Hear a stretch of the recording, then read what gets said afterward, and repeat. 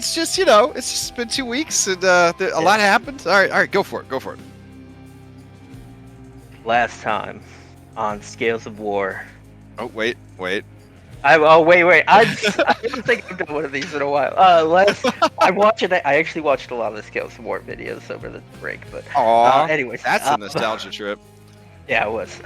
Last time on Odyssey of the Dragonlords, I finished up a fantastic encounter with one of my girlfriends, and then got back to camp and let them know we wouldn't have to worry about any of that stuff because Yala was going to take care of it. And then Anna was like, you need to tell Ventus. I don't want to tell Ventus, but she thinks I should, so maybe I'll do that. But then we came up with our plan to assault the keep. We decided to scale the cliff, which we did easily. And when we got there, it sounded like I was in the room. But, you know what? It's Thylea. What happens in Thylea goes. But yeah, we go inside and there's this Maenad. She noticed me even though I thought I was being stealthy in the rain. But we killed her quickly and then found a bunch of slave sex boys, and I didn't like one of them, so I kind of pushed him down. But we found out where the queen was, and we began our approach. It was guarded by I went out there and I just saw 2 guards, and I was like, okay, so we take out the guards and we go inside, and I relayed the plan to everybody. Then when we got out there and initiated the plan, the queen was right there, right with the high priest, so we were just into it. And there was a bunch of gazes. I kept my eyes open, and I started wrecking the priest, but then I felt I had to leave. I was paralyzed, and then I just had to leave. And then Yala was there, and then Anastasia killed the queen. And then Darian said that she swears fealty to us. Me and my girlfriend danced a little bit in front of everyone. It was kind of awkward. And she went to go see her mom. And yeah, I think that's it. Okay, yeah. Go ahead and take D of Inspiration times 2 for 2-week gap there. Oh, all right, so we will resume right where we left off in the temple, and gosh, not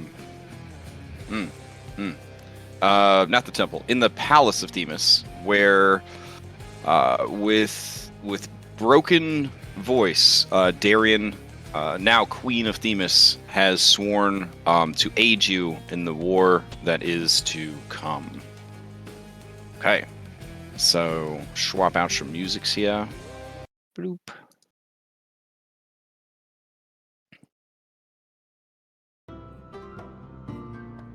All right. So, yeah. The Amazons kind of turn to you, you heroes, and they turn to Darian, and Darian, still exhausted, begins to move forward. As she passes the monstrous form of the false queen, she looks down, and her face is just a grimace of anger and pain and, gosh, just sorrow for what has transpired. She doesn't spit on the corpse or kick it or anything like that. She just kind of stares at it, and then stares at this horrific looking throne that is kind of made, as we established last session, of the petrified remains of many animals and people, kind of Game of Thrones style, but made out of petrified people and animal parts. She kind of narrows her eyes at the throne, as if wondering if sitting upon that throne is the best course of action. And she starts to kind of move towards it. She sees, kind of discarded and forgotten during the battle, her mother's crown. And she moves towards it, kind of stoops down, picks it up, and turns to face those assembled. and then sort of places it upon her brow. As she does, the Amazons let out huzzas, clanging their chakrams together, their spears on shields, letting out whoops of victory. And slowly but surely, the courtyard begins to fill with more and more people, except, of course, those that are not marked to be protected from basilisks. There's like a whole situation there. The basilisks are like, running around. The ladies are trying to like get in there blind fighting style, like wrestle these basilisks to the ground. It's a whole rowdy thing happening in the background of this very dramatic scene, but that's life sometimes. Sometimes life's a little rowdy in the background. All right. Clymene approaches you, Philippa, Rosette, and Cyrus, and she says, "What is next for you, great heroes?"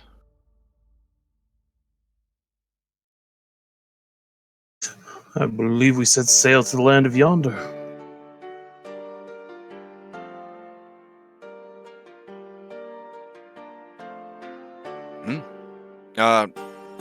Do you have a ship?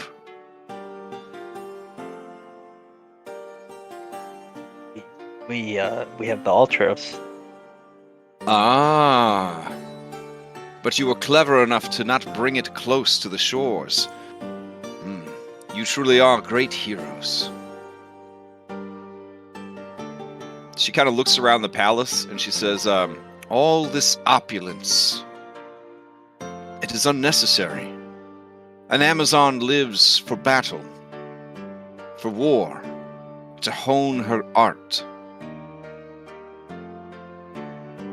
If there is time before you leave, we will look for any unneeded treasures these foul creatures have stashed away and send them to your ship. There's definitely time. Yeah, even maybe for a nap. I'm Probably not, time for that too. I'm not sure if you should send it directly to the ship. Maybe just give it to us and we'll take it there ourselves. Certainly. That's okay. I did not know if you had to leave with a sense of urgency, but if that is not the case, then I certainly stay as long as you need to. Yeah, I kind of want to speak with you and Darian and anyone else who's going to be counseling them. You may not know this, but I'm actually a man. And I don't much like the way the men have been treated under the last queen's rule. Okay. There is a hearty chuckle from all the assembled Amazons. Both at the absurdity that such a great warrioress as you would be a man, and also that you would tell such a hilarious joke after such a serious cutscene and battle. When they realize that you are not joking, because you make stern face, they all kind of like look around uncomfortably, and then Moxena stands beside you and says, "This is Philippocles, son of Pythor." And as she says Pythor, there is a wince through the crowd. And then she says, "He is under the effects of one of my alchemical potions. It has rendered him with this superior form, but it is not permanent." Yeah, I think after all that has been done, it would be good to at least hear what these heroes have to say. And then, this this guy who knows that he's an important part of the team. His name is Homerus, and Homerus rolls out, and I might need to delete chat. No, chat's already deleted. I'm getting a little bit of rubber banding tonight. Homerus kind of rolls out, and he says, do you need a place to meet? There's a nice dining room down there at the south end of the palace. I'll go get everything ready for you. No worries, ladies." And he rushes off.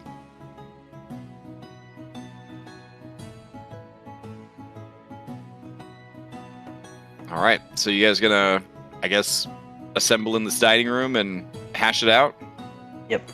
Okay. Probably be a good idea. All right. I will regretfully follow Homer's.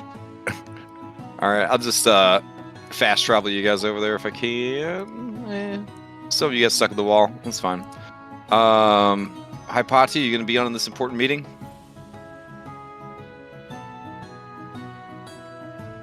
Yes, definitely. Okay.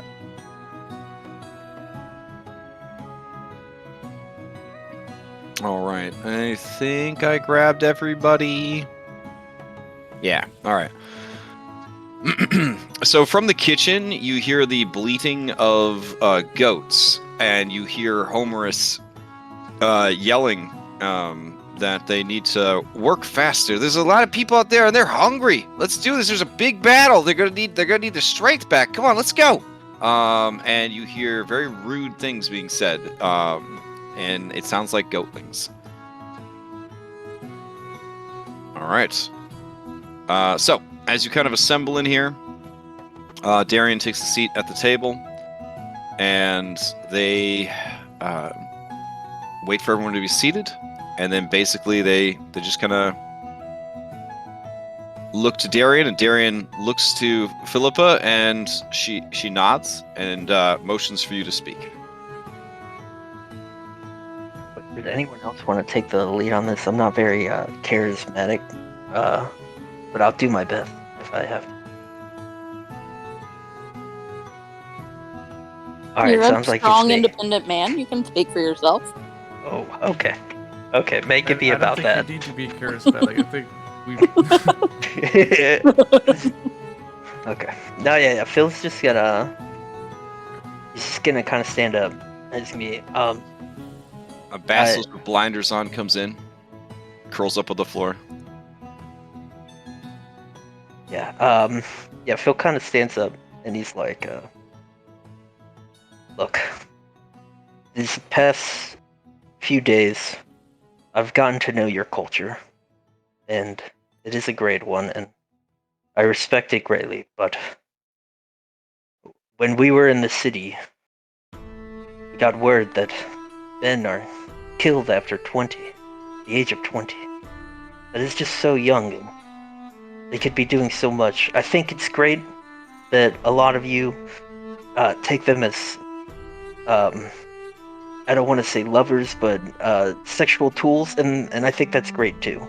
But I also know from experience that you guys have this great thing called a Shrine of Fertility, and that you don't even need them. And if you don't need them, they could be benefiting the Thylea and Themis in other ways. And if you do want them, that's great, but let them continue their full lives where they can do good in the world.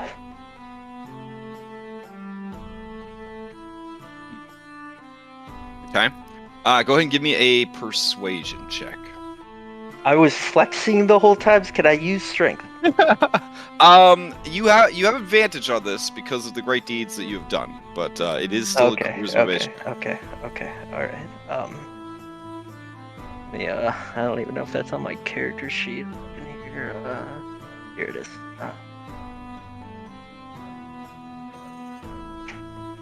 Okay. Some of the women look really uncomfortable with what you're saying, and Clemente says, you undermine the working class of Themis. Without the men and their strong backs and willingness to serve, it will be hard to rebuild Themis to the great nation it once was. Preparations for war will be slow, harder than ever. I would at that point maybe jump in with some biology and genetics and how, yeah, you're absolutely right. Men are really good at those kind of things. And But did you know that men are also people? You know.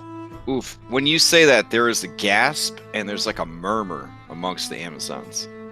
And I'm like, I know, it sounds ridiculous, but and I'll trot out some of the latest research from Mitros. Mm-hmm. While that's happening, Homerus, wearing only a front flap sarong and his glasses, he has a spare pair. He comes in with a tray laden with sweet meat pies and brandied fruits, and he begins to sort of offer them up to everybody, as he makes his way around the table. Oh, thank you. Yeah, and then when they've been passed out, he kind of excuses himself, and then he comes back with wine. He's trying to really be in sight as this new regime is coming into power. Darian looks thoughtful, and she says in a low whisper, "The men are prisoners. They are slaves." And when she says that, the Amazons all look a bit abashed, like a bit shamefaced, as they kind of look to each other. And then they say, "Well, Your Majesty, they have always been. Since we left the Indigo Isles, the men have always served, and nothing more." And then Darian kind of says, "Did they serve by choice? Or do you force them to serve?" And they all get real quiet. And then she says, "I have spent my life in a cell. I will force no others to share that fate. All the men of Themis are free. They may leave, or they may stay." And they all seem really, really like, "What?" And then Darian raises his hand and says, "But at the age of 20, they will be exiled and sent out into the world to make it a stronger and better place. Themis will remain a land ruled by the strong, the brave, and the beautiful."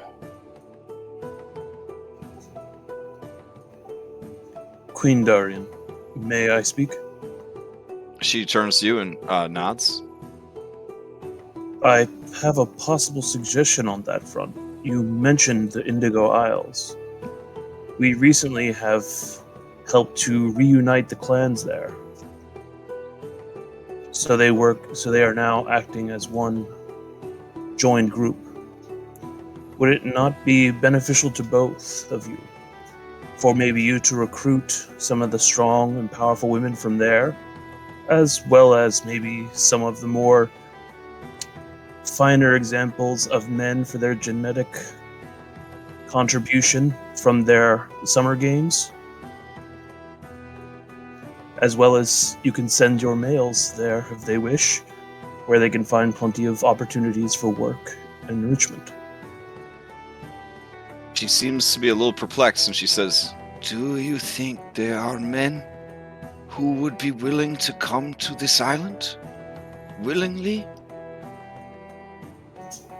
If they are promised safe passage home when they are 20.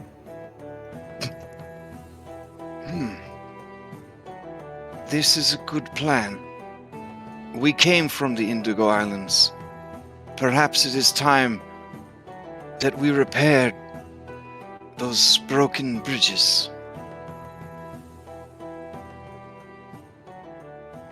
You there!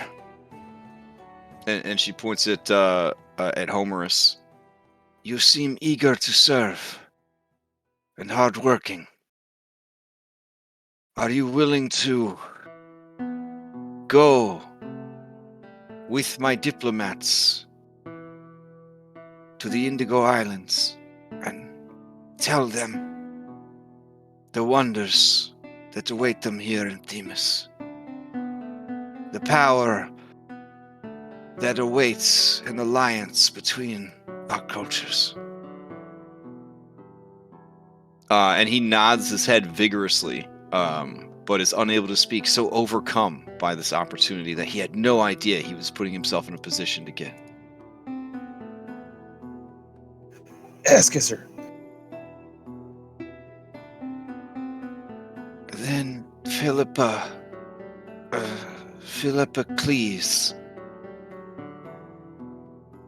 Does that seem fair and just to you?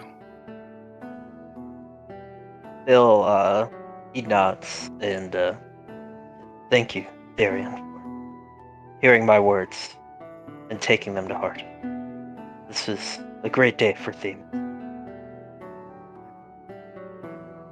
I do not know about you, but I am hungry for many foods and drink. Perhaps we can celebrate tonight. And tomorrow, begin a new future for Themis. You heard Homer? I'll slap him on the ass. Okay. Homer squeals with delight and rushes back to the kitchen and begins shouting orders and commands. All right. Clemente and Xena, they both kind of approach the princess and they explain that, like, while having a feast tonight would be good, it is important that she address the assembled forces outside the palace. And so they kind of lead her to this balcony. Let's through these little curtains right here. And Do we have any like magic to help her? I don't know if anyone has. oof, yeah, like a King of Castus bracer. Yeah. I think it was. Was a stress. It was a stray. Well, if we bring the Ultros, maybe we can try to do some good But trading. we have a B team. Does Falana have thaumaturgy or? In truth, Arethusa kind of looks to all of you and says, is there one among you who speaks loud and true with a beautiful voice? Could you be the voice of our new queen? Hers is broken. It will heal. But these words must be heard.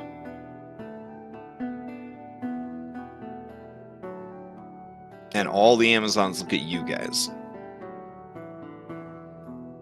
And all of us look at the person who gets advantage I was gonna on stand checks up, when gosh. using their voice. Okay. Anastasia would help the queen. Absolutely. Qualified. Okay. All right, so you kind of head out to the balcony and stand beside the new queen, and kind of like a sign language interpreter at like at like a concert. She's like whispering the words, and you are like proclaiming them in your concert level voice, I guess. Mm-hmm. Okay. Yeah, she basically just turns to them and says, "Women of Themis, I have been locked away in the shadows, in the dark silence of imprisonment. My mother was not killed by the tribe of the Lioness. She was killed by Leah, priestess of Lutheria, and her sister.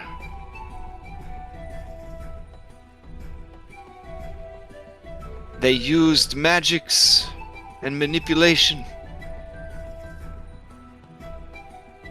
to manipulate you and the destiny of our people. They took our resources and built this opulent, wasteful structure when they could have instead built a culture that valued battle and strength. These great heroes, the chosen of the Oracle, have liberated me from darkness and silence, and in doing so, have liberated all of Themis. We no longer stand with the Titans. We stand with these heroes against any threats to Thylea that may come. You must set aside your hatred, your confusion, or you must leave. Only those willing to live here by choice and in unity may stay. Further, all of the men of Themis are now free. And you hear an uproar, an angry uproar from the assembled forces. I was a prisoner for too long. I will not wish that fate upon any, even a man. From now on, the men who dwell in Themis dwell here by choice. At the age of 20, their lives are spared, but they must leave. They will be exiled, never to return. In this way, they will take their foolish, boorish ways with them and leave behind the only useful contribution they can make. And at that, there's some rowdy cheering. Further, we will seek peace with our former allies in the Indigo Isles. And we will ready for war. And she kind of lets out like a shuddering breath, and you could tell Anastasia, she's spent. Yeah, like, that's it. Yeah. If I look like if she looks like she's about to fall, I will move to help her. Okay. She kind of holds up a hand to be like she doesn't need any help. And then she just kind of stares down at the Amazons. It's just a sea of battle-hardened women. They are cheering. They are clanging weapons together. There's a frightening amount of Stimfey just sort of flocking and swarming about. Yeah. As well as some giant ones now. Yeah. She gives one imperious nod, walks behind the curtain, and collapses. Out of sight of the crowd.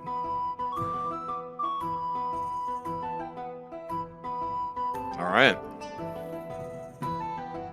So, you guys enjoy a delicious meal, I guess. Food and drink. At one point during the night, I guess, as we eat, I'd like to stand up and make a toast. Oh, okay. I'd like to make a toast. All right. Yeah, they all turn to you. We, the Chosen, we came here to help Themis get back to the way it was and to move forward. But one of us couldn't make it. An ally of ours who came from here. Their name was Talus. Are you aware of him? As you say that, Clymene kind of gasps a little bit, and she says, "The man from the sky."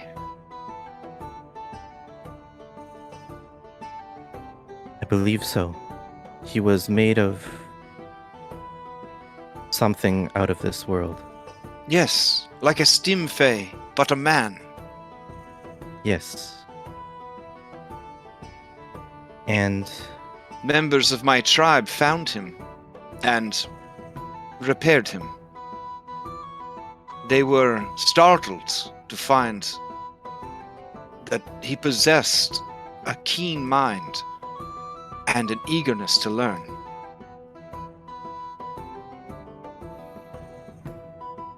Already outlaws of Themis, they trained him to be an Amazon. And there are some gasps from some of the other people at the table. Unfortunately, they were captured and executed.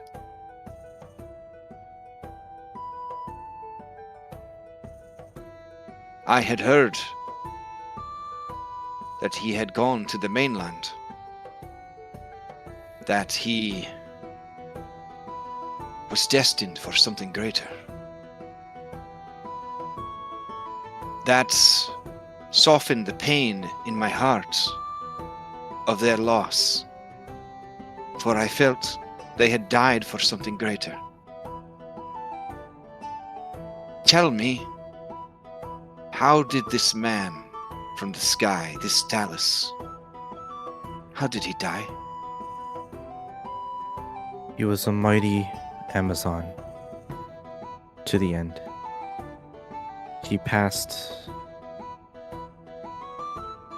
champion of the great games. And I guess I'll start going into detail Oh, okay. of Now, the stuff. tribe of the Lioness, they don't get like the news for the most part, because they're constantly waging like a guerrilla warfare situation kind of thing. So they wouldn't have known how the actual Themis team fared or really any of that kind of stuff. They may have heard rumors, that kind of thing, but they kind of had more on their mind than what happened at the Olympics. Yeah, I guess throughout what we could do is like a story time kind of thing during the banquet. And Oh, I'd yeah. have the other chosen kind of help out. Yeah, I'll the let details. her. She's interested to know, like, because I took a piece of Talus and I planted it near the heart tree in Thylea. That's always when he wanted to go, and I made sure kind of his last wishes sort of deal. Mm-hmm. I'm trying to remember it correctly, but yeah. Yeah, do we have we have a Stimfey, right? Ooh, no, remember it burned with him in the I don't think. fire. Yeah, you guys threw it on the pyre with him. What? You didn't- Or no, it crawled into the pyre. Yeah. Throw it on the I'm not saying you're like, hey, here you go. But yeah. Okay. Well, if we have anything of his belongings, like maybe his chakrams or something, then we could just give them just so he has a place here, I guess.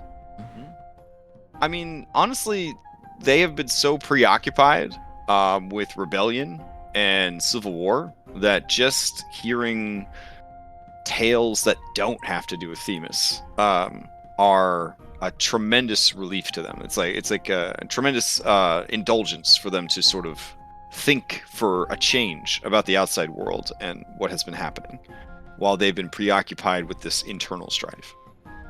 Yeah, and then he pulled Philippocles off the top of the tower. Yeah, that's the story I tell, and I tell it begrudgingly, but Mhm. with respect. Okay. And everyone cheers. Yeah, the Amazons, like they all kind of murmur and then pound their fists on the table and, anything to win. It was a calculated attack. You're calculated.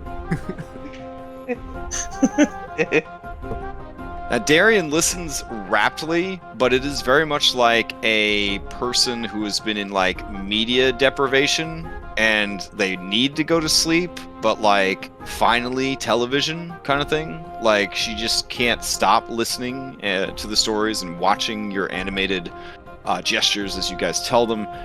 But anybody with any kind of medicine training or insight, like this lady is on fumes. Like this is like the fifth day of the 5-day convention no sleep, attending every event. Like Darian is absolutely on fumes. So, but you can tell that she's appreciative of all of the stories that you share and that you tell. Yeah, I bet we could also get Falana to just give him the news, I guess. Oh, yeah. So Falana, she looked left, she looked right. She introduces herself as the greatest bard in Thylea. And then she proceeds to tell your guys' story in the, the best and coolest way possible. Sound of thunder is heard in the distance. Yeah.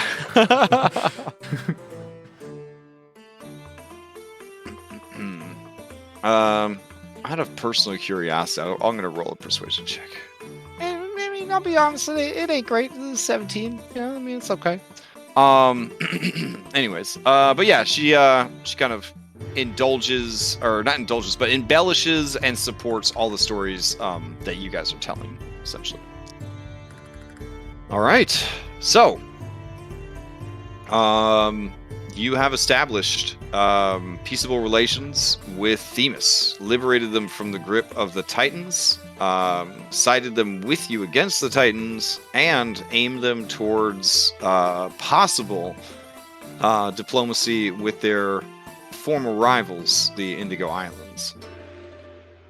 Also liberated the men of Themis. Sort of. Now it's sort of... I guess it's about as free as it's going to get. I was gonna say, that's the best Yeah. you could hope for, Phil. That sounds like the thing we can come change their minds after the campaign's over. Maybe you could do more work towards that. I mean, I don't want to sexist typecast people, but most of the guys I knew growing up, if they found out there was an island of beautiful muscle ladies, they would probably travel to that island until they were 20 years old. I'm just saying.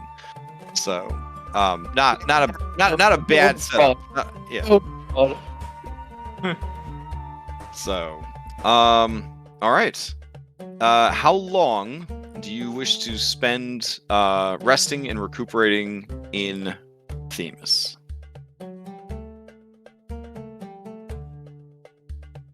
I would say we give ourselves 2 days. I'm thinking. 2 days? Unless there's other stuff we need to do. Yeah. Hold on. Well, I'm looking that up right now. Basically, I'll go back through, and if there's any treasures that you missed, they will probably just give that to you, because they don't. I mean, especially if it's like art pieces and things like that, like that. They don't need that crap. Yeah. Let's see.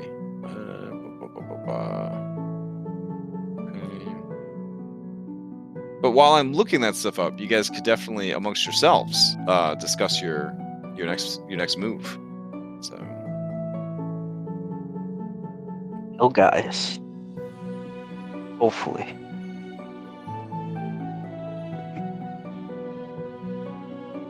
Yeah. The next move is Yonder, right? So. Yes. That is the only island you have not explored in the Cerulean Gulf, and will close out the chapter and will hit the next milestone. Are you really saying we explored Prison Island? I mean, that it was fine with me. I mean, I'll consider. I'll give you 3.5 stars for that one.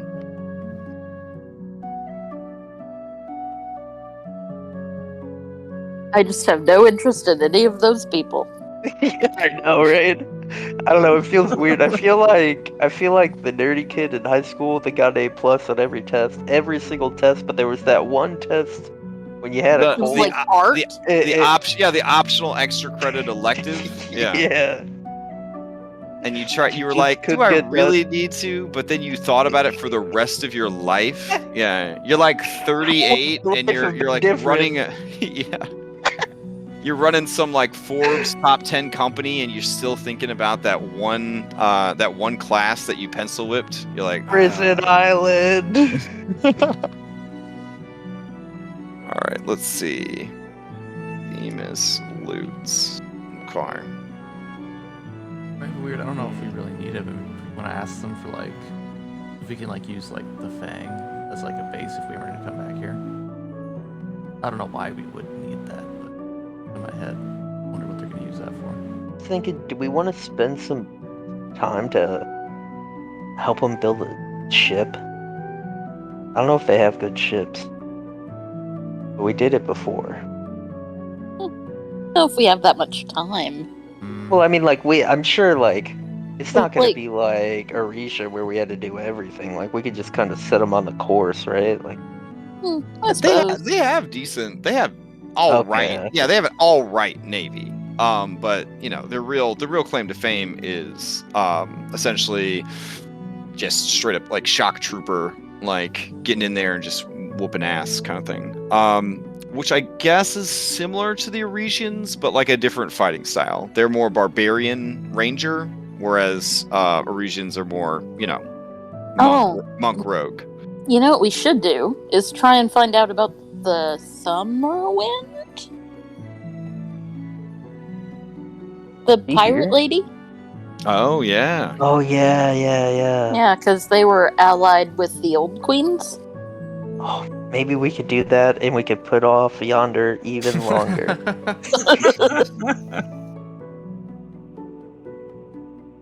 Let's see.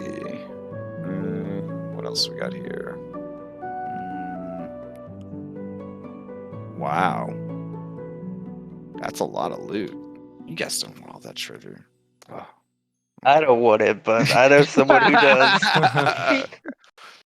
Let's see. Okay. Oh, You that's have right. to magic your cabin to make it bigger on the inside. I don't have my actual dice with That'll me or help you smooth anything. over the talk you're gonna have to have. If you could do that, it would probably help. Do you know pocket? What's the spell? Pocket dimension? I think it's 8th level. Probably not.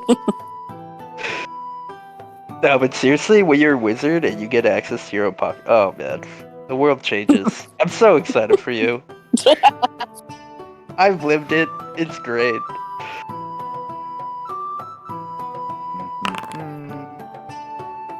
Oh, okay.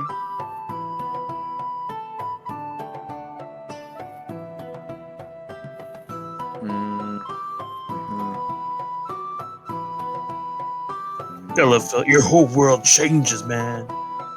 It does. For wizard, here's the thing: like, no one who understands how the game works can deny that wizard is the best casting class in the game, and that casters are better than non-casters. But yet nobody wants to play wizards. It's so weird. Like It's everyone's these like, campaigns don't go to the point where they're just unlocked. yeah. You know, like yeah. It's like they spend the whole time being tedious and expensive to run. Yeah. But then then a time comes when your party's like, man, we need money. How can we afford this? And then your And you DM's just make like, 10,000 a day. Ask Yeah. your wizard. And it's like, oh, I mean, I only have like 260,000 on my character sheet. I guess I could spare for the party.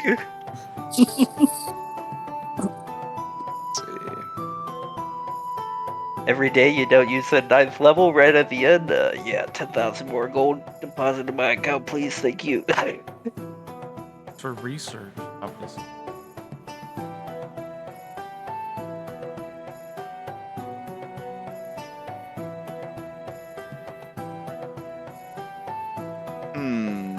Okay. They're gonna give you these platinum pieces because they don't know what to do with platinum pieces. Platinum's garbage. Let's see. Notes.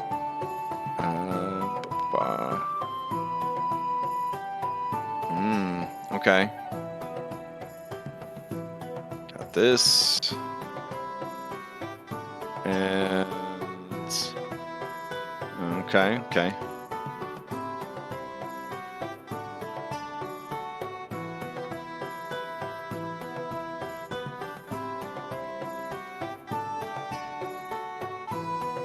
Oh, do you mind if I sell them the loot from like previous adventures while we're here? Yeah, that's fine. I Yeah, we mean, have, with like, the Chimera with the standard selling rules and all that jazz. Queen, Yeah. Like divide by 4, I think, or was it divide by 2? Oh, also, wait, what? What was the question? Was it 25% or 50%? We switched over to 25%. Yeah, it used to be 50%, but now we do 25% because. But we had the loop before we switched over. But I Isn't read there a some grandfather? compelling arguments about the resale value of loots and all that jazz. Anna, can I talk to you in secret chat? Yes. Okay. Accidentally clicked on. Okay. Yes. So amongst the queen's the false queen's belongings, Mhm. is your family artifacts that you have sought that Mhm. is key to, your whole backstory. Yeah, I feel like Anna's like when they're like going through and like she's just like with her hands together, like, oh, is that it? And Oh, I am completely remiss because I don't remember ever actually sitting down and talking to you about what that is. So what I know that the description of your class talks about suggested things that it could be. But what what did you like any of those, or was there something else you were looking for your character? I don't know how you're doing attunement slot wise. Like, I don't know what kind of direction you want to go with it. I don't know, since you're a chain warlock, I don't know if you want it to be like an item that powers up your familiar, making you more of like a pet caster, and than a normal chain lock. Like, what kind of thing what sort of direction are you trying to head, loot and ability wise, essentially? Oh boy, this is. I need an answer in the next 2 minutes. Oh man. Yeah. Okay. Okay. No pressure. Gosh. Yeah, I really didn't know which direction I wanted to take Anna at this point. I think Or we could just say that you find the thing and then you have to figure it out, and then when you figure it out, you've figured it out, kind of thing. Okay. But you would know it when you see it, kind of thing. Got it. So your other thing was your locket, your amulet. Mhm. So are you thinking like another piece of jewelry, like an armband, or like a diadem or a tiara, or something like that, or are you looking for something more, I don't know, spellcastery? Are you could be like a body piercing or an earring? I mean, Mhm. I don't know what you're thinking would be like a good fit. I'm kind of leaning towards jewelry because I kind of feel like Anna's got like that beautiful like aspect to her, and the first thing was a piece of jewelry, and Mhm. kind of going from there. Plus, jewelry's a lot easier to hold on to. You're Yes, less it likely to is. you're less likely to get disarmed. Like you're waving around a staff of fire or whatever that gets taken away by the bad guys. They're less likely to go after your jewelry or whatever. Okay. And then Yeah. given your unique physiology, I thought maybe like an anklet or an armband or something like that might work better than like a ring. Yeah, that sounds Cause good. yeah. Yeah, absolutely. Okay. That'd Okay. make the most So sense. It could be. I feel like the amulet kind of represents mom. So maybe okay. like this represents dad in a way. Um. Mm-hmm. Okay. Maybe it's. So like a bicep band, like it goes around like your biceps, or Yeah. Any one of those. I mean that it could be a bracelet. Yeah, it could be like a band or an anklet. I think anklet would be pretty cool. yeah, anklet would be kind of dope. All right, let's go with anklet then, and then Okay. we'll figure out what it does later. Cool. Okay.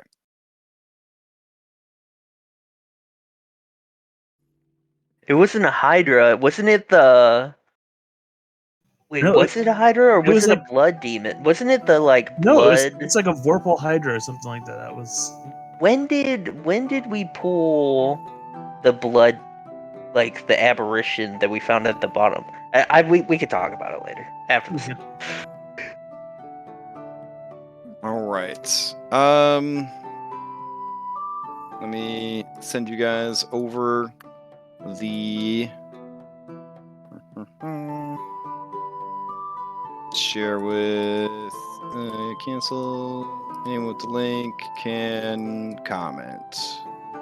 Copy, done. All right, I'll throw it into treasure real quick. And while we do this, do they have a shop in Themis? Do they have a shop in Themis? Not a magic shop.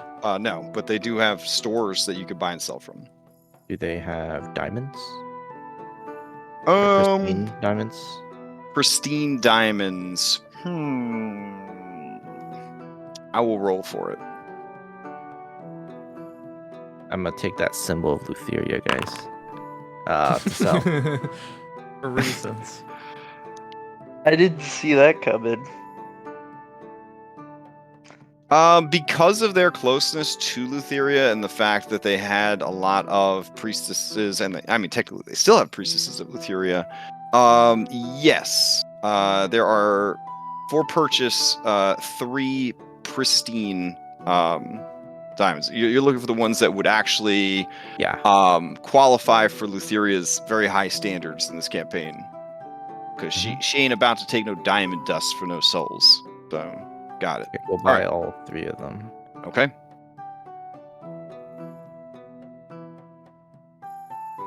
Is anyone gonna divvy this out? Because I kind of want to know what I'm bringing to the table.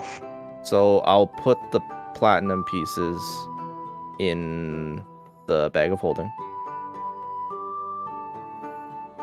and then I don't know what you want for your.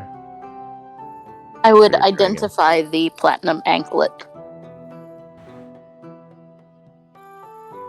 Oh, as they are bringing out the platinum anklet,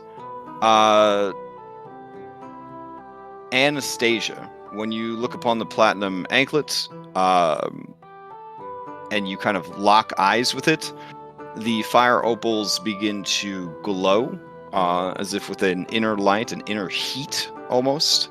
And your eyes begin to glow with that same light.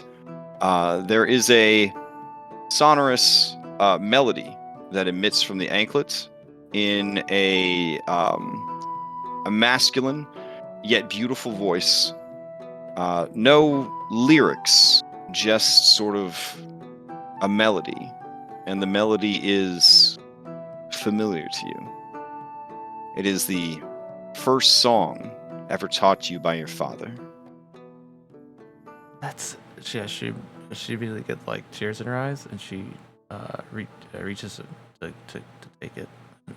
And, that's Not knowing what it is, I would try to stop you because I would be afraid it was cursed. Okay. And again, I would try to. I would just say, let me investigate it first. okay. Let me check it out first. Bates told me that was here. Are you sure it's safe? I have no reason to. Please, it would give me great comfort if. Not saying no. I just want to make sure it's safe, and then you can have it. I believe it to be safe. Yes. I mean, if you want to run a identifier, you certainly can. I mean, that is what I would try to do. Okay.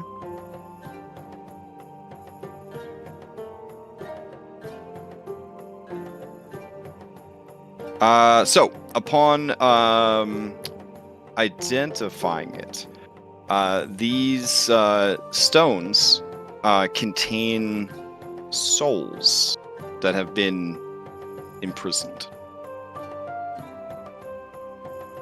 They're essentially magic jarred, but with a level of magic beyond anything you've ever seen.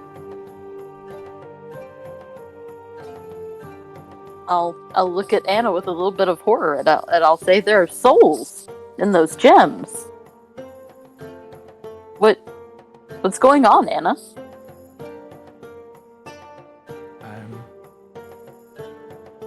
Would I remember anything if you told me what was going on? No. Okay. I mean, it depends. I mean, Anna, do you offer any kind of explanation? Yeah, I think I try to.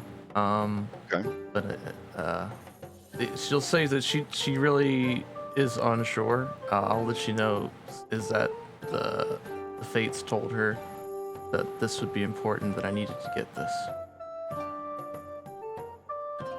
Well, it doesn't seem to be dangerous, and I guess if you can help those people, that would be good. But I don't. It's a very powerful magic, and I'm not sure what if I can do anything about that. But I guess I don't really know where your powers come from, so maybe you can.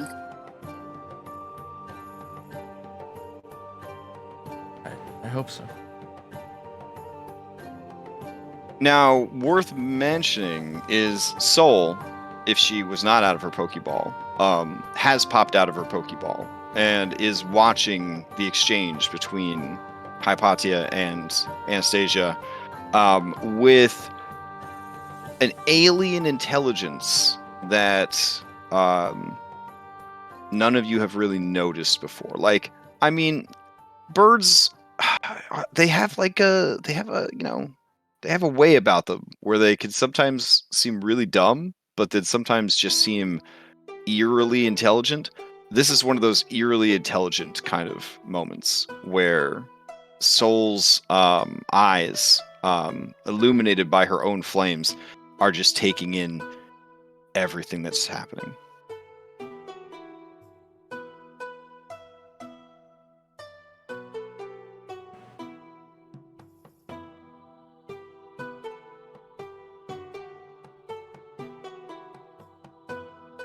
Okay. That's all I had for you. So, Okay. yeah.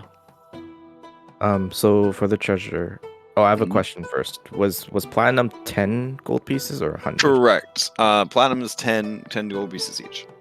Okay, so that 106 platinum would be equivalent to 1,000 gold pieces. 1,060. Yep. Okay. Hypati, do you want to just take the platinum? Sure, I will. And That's then maybe 1,600. No, 1,060. Dyslexic. Yeah. And then Cyrus can choose one of the items, and then Phil can choose, because we're all just taking something, I guess. Now the emerald rings are a matching set. Each of the false queens was wearing one. Well, I'm gonna And- just point out there. I don't want the rings because there's. I don't want to give her a ring. You know. Want the Like, gemstones? yeah, I Just give kind her of the- just want the the gemstones. The gemstones are perfect because she gets to lay on them. Okay. You know. And there's a lot of gemstones in that 1,250 drachmae worth of gemstones.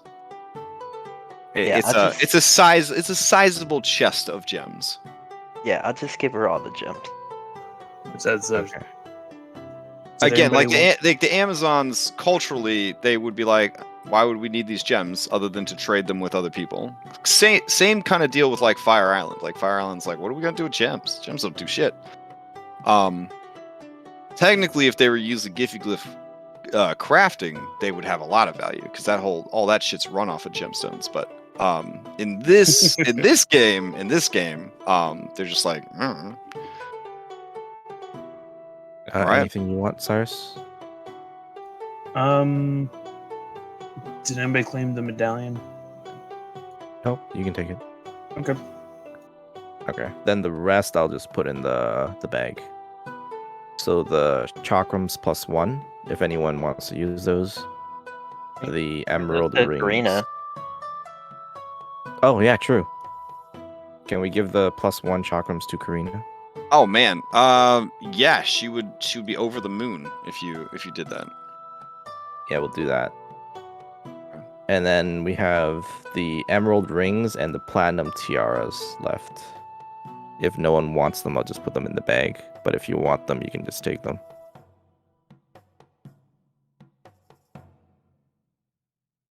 Now that does bring up the thing that we talked about 2 weeks ago. Corinna would love to stay and continue to train with the Amazons, but she also doesn't want to abandon you guys. Like, she wants to continue to travel with you, see the incredible things that you're going to see and support your efforts. But she would stay here and essentially be your eyes and ears in Themis if you wanted her to stay. Yeah, I mean, I might say would be it's up to her. I mean, the war's not going to last Similar forever. situation with Moxena. Moxena is torn. Like, she wants to continue to aid you, but she also wants to stay here and try to redeem herself in the eyes of her people and Darien. She could be easily swayed to stay because she is terrified of the almost insurmountable task of righting the wrong that she helped commit. Like, she feels like she did what she needed to do, and Darien sits upon the throne, but her curse remains, which anyone that has kind of gotten close to Moxena, you would kind of notice that she does seem to be a bit disappointed as the celebration ends and the following day, and when the hypes kind of died down, you do kind of see her sort of looking morosely at her snakes as they look affectionately up at her, kind of thing. Like, she kind of expected it to be over. And there's a lot of mistrust amongst the Amazons towards Moxena because she was the sister of the two Fey Queens. She did help with the coup and the deception. Then she fled. And yeah, in the end, she was pivotal in bringing you guys here and helping right everything that had gone wrong. But she was also pivotal in causing everything to go wrong. So she is torn between trying to stay and trying to stay with you guys. So both of those characters' fates are up to you guys. They will basically take direction from you guys, what you think that they should try to do. Alright, well, I guess the question then is, what are we thinking? Well, Moxena definitely wants to stay, but all the kind of skeletons are coming back to Right, like it prevent her. seemed like when you're hyping yourself up, you're like, and then I'll right the wrong, and everyone will be like, you did it, and then I'll have broken my curse, and I'll be accepted back into my culture, and everything will be great. And then the next morning, none of that's happening. Yeah, it no doesn't one to do rewrite. so, yeah. Yeah. So Yeah, I mean, with Moxena, I feel like we could really just tell her, like, you did what you needed to do. Like, you accomplished, like... well, what if we can cure the curse and then she can come back? Yeah, we could also I don't know talk about that how with to, her. How to cure the Medusa curse. Apparently Hypatia needs to go to an island and get eaten by something. That's a different curse. Different curse? Yeah, every I'm- curse is different. Everyone doesn't. I mean, doesn't- she helps. She Curses helps us curses enact- in this I setting, have yeah, two curses in this curses. setting I are have very much Personal? like the Witcher setting, right? Like, every curse is similar but has its own like things that cause it to happen that could cause it to be unmade. Like, remove curse in this campaign setting, it ain't really gonna do shit for shit, except for like real basic, like a lot of monsters will have like spell-like abilities that are treated as curses, which gets them around the whole I'm casting spells, you could counterspell me. But as far as like these big curses, like becoming a harpy, becoming a Medusa, the curse where you starve to death because you're a grave robber, the one where you screw up hospitality, yeah, like there's really in most instances no coming back from that stuff. Like, it's epic level shit to undo those curses. I mean, we do epic level shit, so. And eventually, if we enact Hypatia's plan, which shall not be named,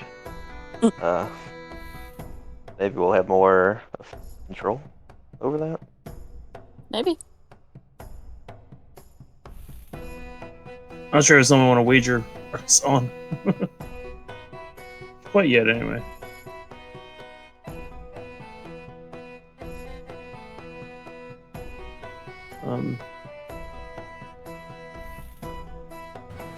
But I mean, do you want to leave Moxena here for now and come back for her later? That's always an option. Who's You gonna? do bring up a good point. Moxena does see in Hypatia a potential ally for removing her own curse. Because but I'll be honest, Moxena is under the impression that Hypatia likes being a Medusa and doesn't want to get rid of her curse. I mean, I mean- kind of do. You kind of do want to get rid of your curse, or you kind of do No, I like being kind a of like. Medusa? I kind of like being a Medusa. Right, yeah. So it's a little, like Moxena played like she liked being a Medusa, but obviously, yeah. I want Moxena to come with us so that I can help her be at peace with herself and learn to love herself as she is. Wow. I don't know. She kind of gave me some standing orders if she gets too into it.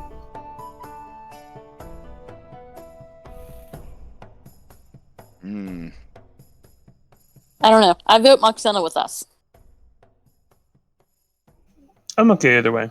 That's Now, people that want to join you, of all of the stuff that happened on the island, you've got Darius and you've got Arethusa, who would both like to join your crew. Darius is literally just a cute boy, and Arethusa is a Amazon champion. Does the cute boy have muscles? Can he row? Oh, said he said got- he could row. He got muscles. He has Alright, he has a very physical lifestyle. He's had a very physical lifestyle. Yeah, we'll put him under the wing of Testicles. Wow. All right. So Let me is tell you, one time I was on the B team.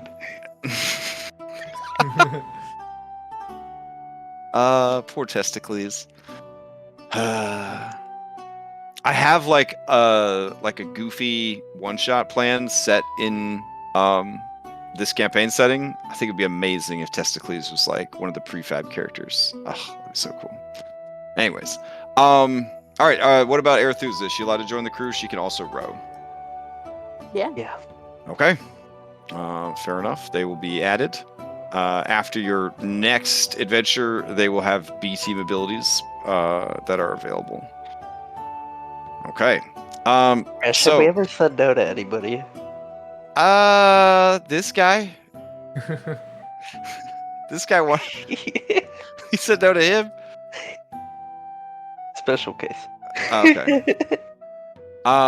So the question here then is, you want me to just throw up a poll for Moxena? We have the tools. We may as well use them. Yeah, I'm fine with that. There's 5 of us. So Moxena wants to stay, but she's scared that because they hate her. He just feels like she kind of feels like she's gonna waste her time. Like that she'd be better off helping you guys and worrying about her shit after the war. But part of her wants to just stay and prove herself in preparation for the war. It's a tough situation. That's why she's very much, leaving it up to you guys. I think Risette's gonna just stand up and go over to her. But I like if you guys want her to stay, then I don't want to do this. Okay, well, why don't you see Let's how do the vote? Yes. poll. Okay, yeah, we'll do the poll and then like I want whatever she wants. I want to help her out. She wants both. Well,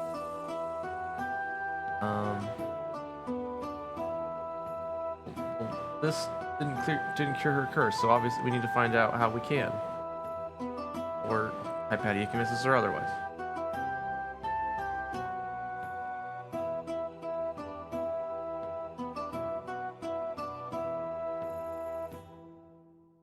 All right, she's gonna stay with you guys. All right, so we're set. That's the final verdict on Moxena. She will be staying with you guys, hoping to find a cure and hoping to do what good she can to aid you and your allies.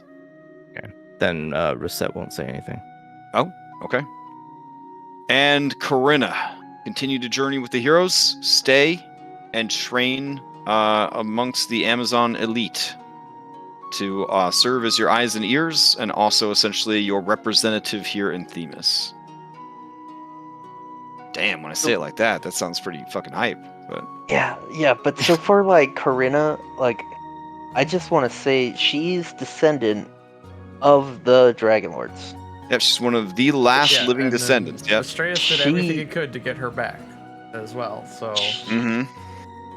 There's gonna be plenty of time after the war, hopefully. I mean, Bill assumes everything goes great, that she could come back here. But I feel like she's kind of on the path to become a Dragonlord. That's true. And this is kind of like a branching path. Now, there was a famous queen who was both a Dragonlord and an Amazon, but she was a Dragonlord before she was an Amazon. That's my say in it. Yeah.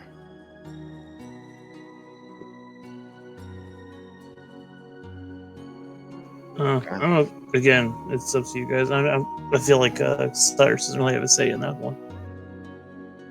You totally have a say. Well, I mean, Ghost Talus comes down. What does he say? Aww. well, I mean, my thought was she wanted to become an Amazon and learn the training. Until she actually trains with Amazon, she's not officially one. So, Oh, but we got Amazons coming with us. Okay. No. Yeah, she can hang out with Arethusa. Okay. Be trading on the go. That's it. Okay. I don't know. Yes, what I thought. I said what I thought. Man, that poll came out messy.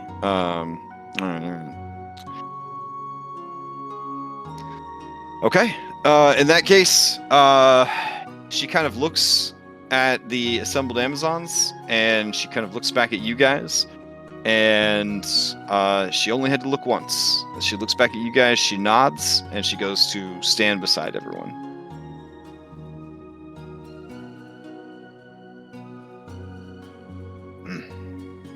All right. So, treasures accumulated. Themis secured as an ally. You guys head back to your ship on the morning of the 26th. All right. There we go. We could still leave a representative. Oh, for sure. Yeah. Who amongst your number? If anyone has any ideas for who that would.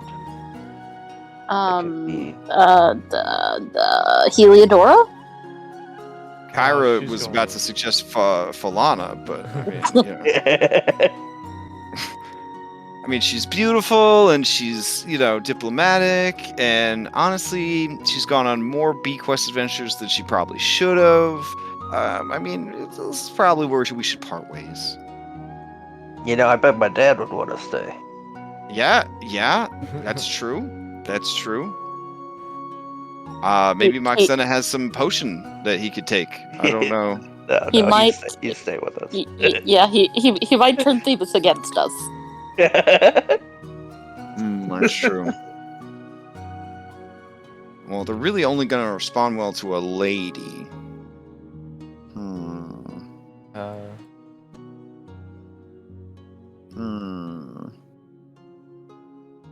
I mean, what about this Valiris?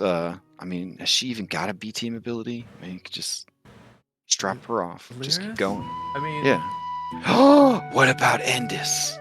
About Nesta. Ooh, yeah, that's a strong pick. What about Ventus? That would solve a lot of problems. No, I feel like that would just make more problems. Until Yala gets back. Let's. Kind of feel like unsupervised Ventus would just take over the Amazons.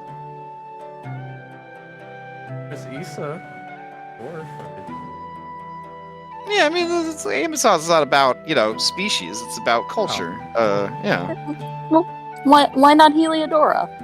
Yeah, Okay. I feel like Heliodora would be is down. kind of an intelligence agent, so, and she's yeah. a badass But isn't bitch. she always gonna be with Moxena? I thought that was the deal. Is whatever Moxena went, she was gonna go. I Oh, think I mean- in this case though, she sees how torn Moxena is. Ooh. She could do what Moxena cannot, kind of thing. And Oh, yeah.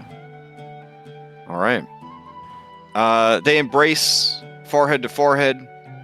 And Heliodora like kind of just nods grimly and walks away towards the Amazon Enclave and the new queen.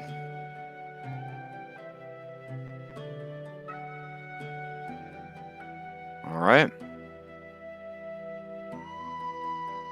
So, back Still out. have Percy. Yeah, right? I mean, Crusher, you put a tutu on Crusher and you're pretty much good. He's still Oh. looking for his brother. Oh, yeah, He's that's about true. his That's true. He brother. hasn't. Yeah.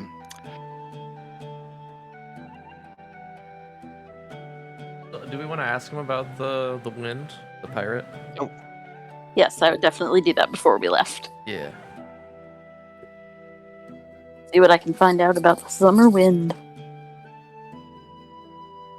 All right. The summer wind. Whoo boy. Okay. Where do I even start? Okay, I'll start in chapter 6. All right. How do I tell them that she's in chapter 6 without saying she's in chapter 6? Come on, man, think. All right.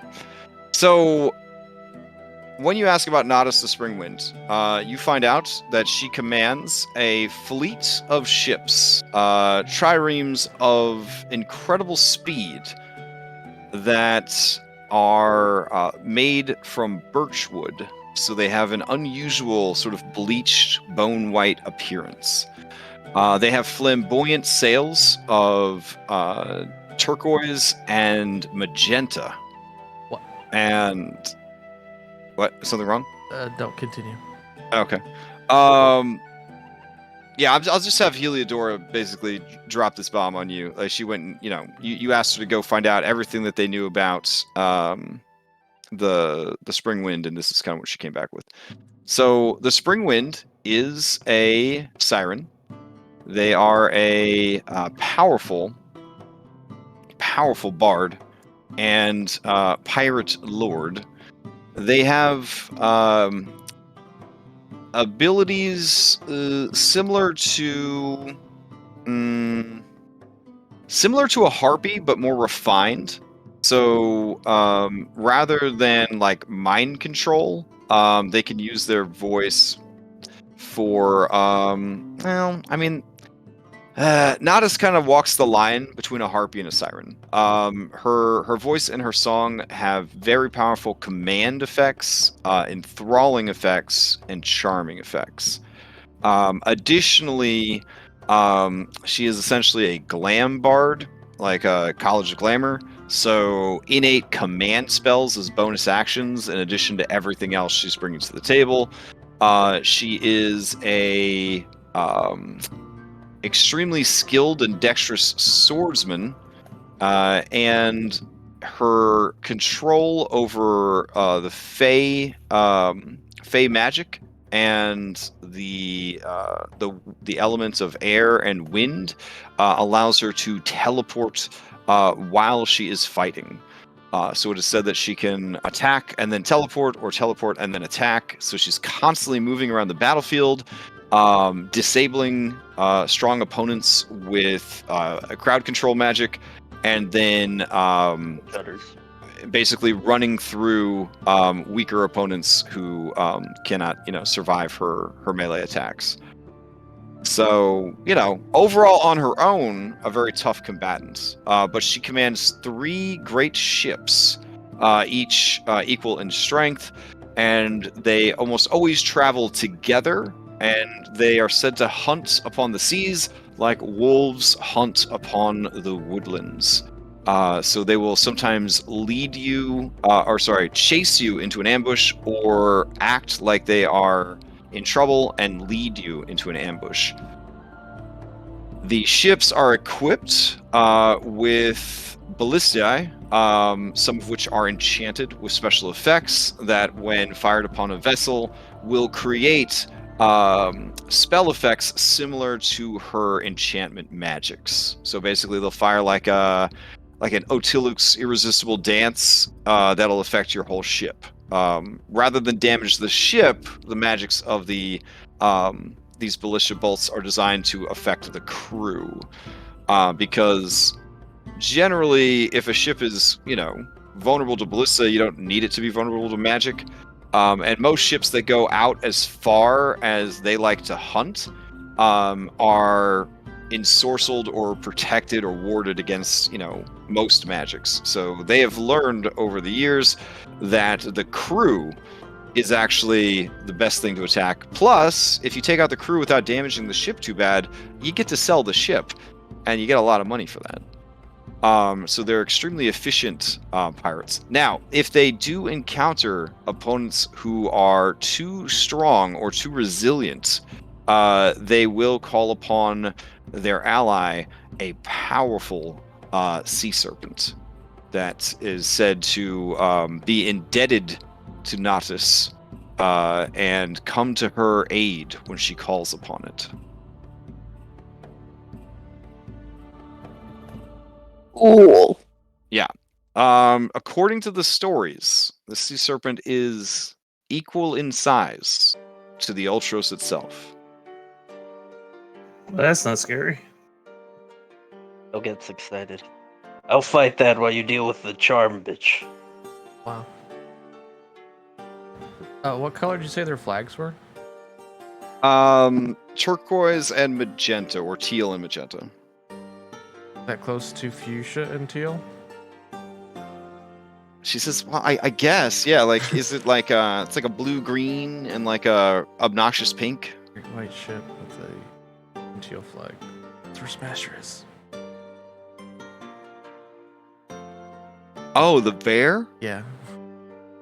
Oh, well, that would make sense. I mean, she is possessed of powerful magics learned from the Fae. Has an eye patch.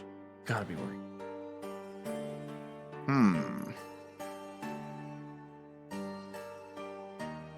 And then I go and ask her, what instrument did she take from you?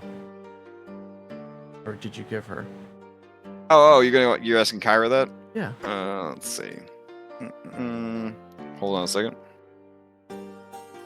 And then she said, Kyra said I'll that be she honest, broke her heart, it's been a long time since I had to look this shit up. Hold on.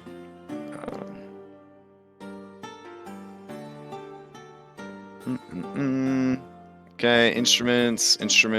God, there's a lot of instruments in this campaign. Instruments. Still going. Instrument. All right, more instruments. Oh my god, we're almost there. I could feel it. It's your side quest. All right, we're almost there. All right, 4 wins. And it's like you said that she broke your heart. If we can get her to just apologize to you, would that be enough? Wait, you think that she broke my heart? Is that what you're saying? You think she broke my heart? You don't think that I broke her heart? It's been a long time since we talked about the wins. No. Well, I like the story where she broke my heart. I think that's good. Yeah, let's go with that. She did. She broke my heart, and I don't think I could ever forgive her. It was my Cathara. I say, like, we all know what a Cathara is. I know we have an anti-Cathera on the ship. I mean, all right, so a Cathara is, let me just put it out there, an adorable emoji-looking harp, or lute. Here, this is a picture of one. I thought it was gonna be like a kazoo or something. Look at how cute it is. It's got its little eyes, and a little mouth. Oh man, it's so cute. Basically, the powers of this are centered around enchantment and the binding of magical creatures. Could be was binding the sea serpent. Gotcha. But Kyra does say, if we get this instrument, we'll have all 4 instruments. And if we have all 4 instruments, they can combine to become a super instrument.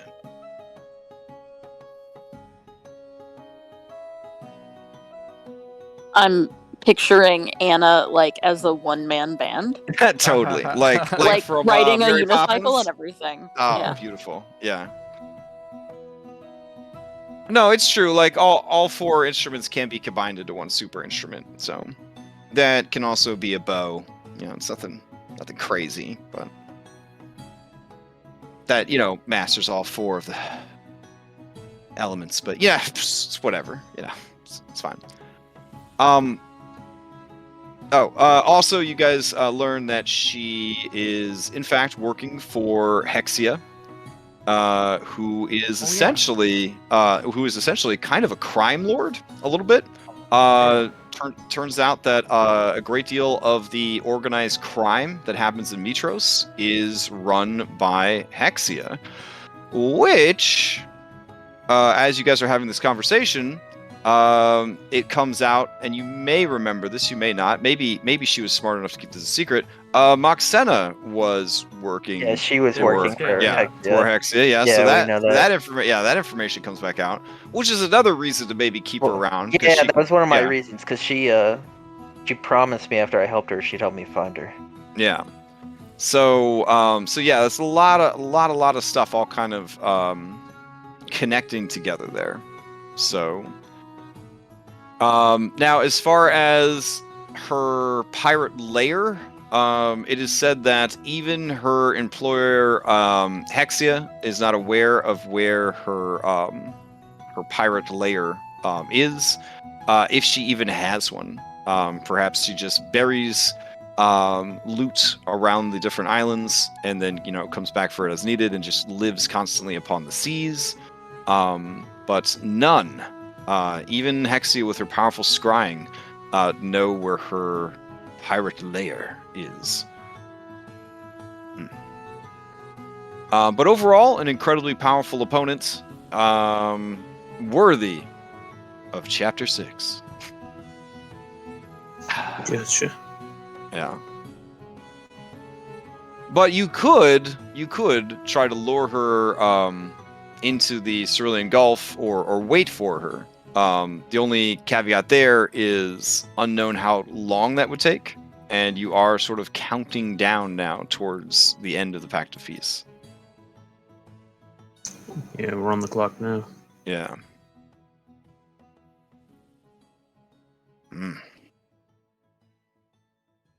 All right. Is that sufficient information about Natus, or are you hoping for more? Nope, that's good. All right. Sounds good.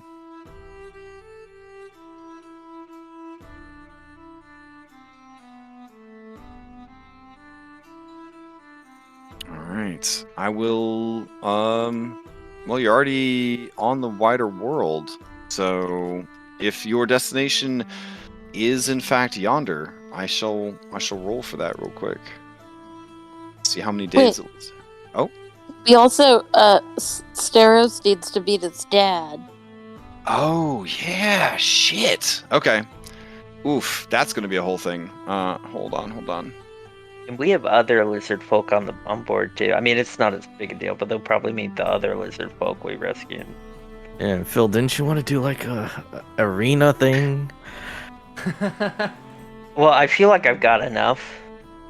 Like, that was more if I didn't have enough. If you want, I mean, I'm down to kill thing or hurt thing, or get monies for my crazy gold digger. Are you gonna leave the island Not before through people can see Yonder, that you're actually a guy? After the night that we had the meeting, Phil never drank another potion. Oh, okay, yeah. So it would definitely be worn off because it's only a couple days. So. Well, do you think the gems are going to be enough for when you tell Ventus?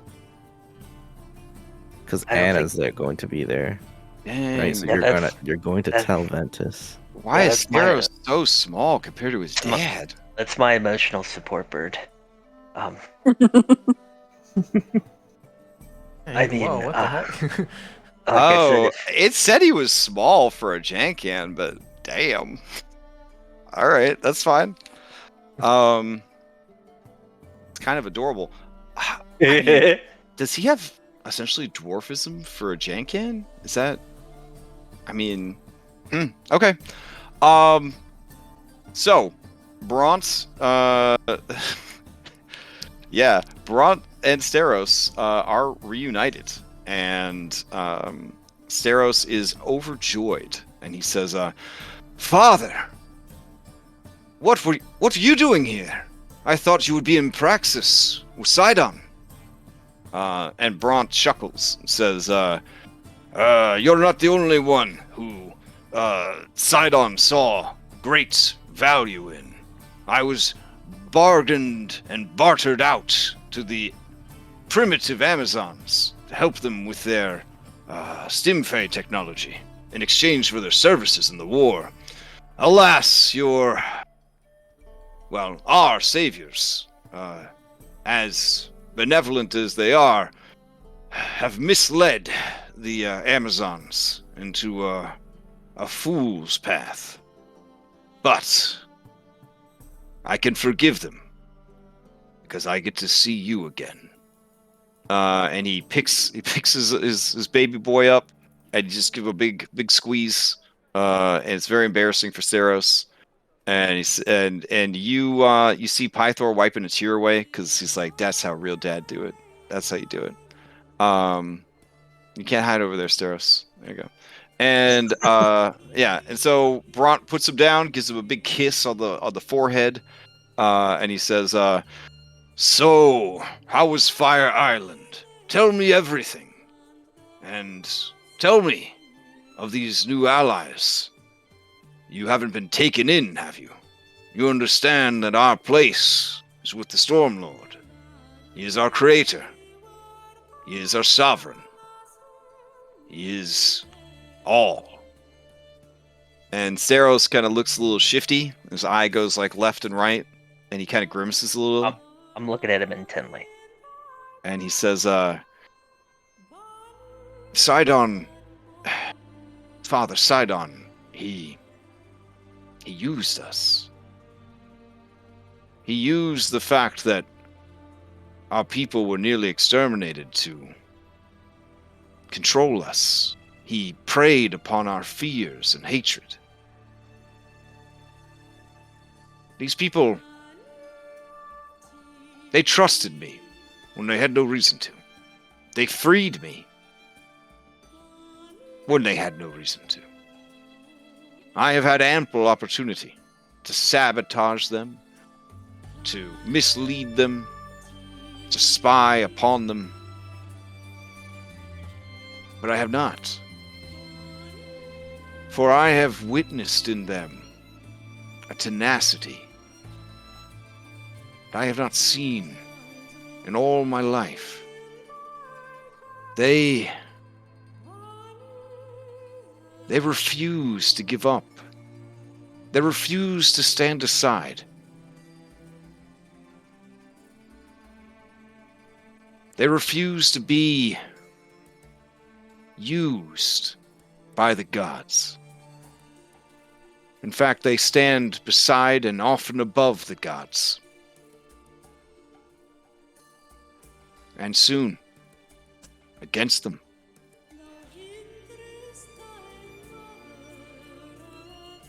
Father, I love you, and I would have done anything to free you from Sidon's grip.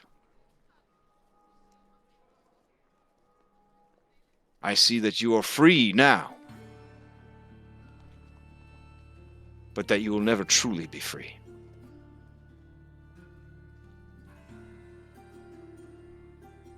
If you still stand with the Stormlord, then we stand opposed, Father.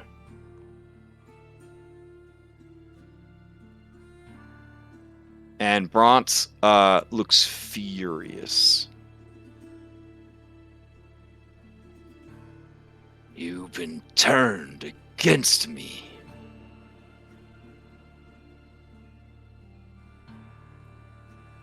These small folk, these outlanders, with their honeyed words and their pretty lies. We owe our very existence to the Stormlord. I would very small person. Are they doing this in private? Oh no, this is just Okay. in front of everybody. Yeah. I would go stand next to Steros because I've been yelled at by my parents unfairly before, and that sucks. Damn. So I would go stand next to Steros, and I'd say no. He is allowed to have a different opinion from you, and he said he still loves you. So there. And he will take his love for me to his grave. For any who stand against Sidon will meet the same fate. Boy, I need you to think hard about what you're doing.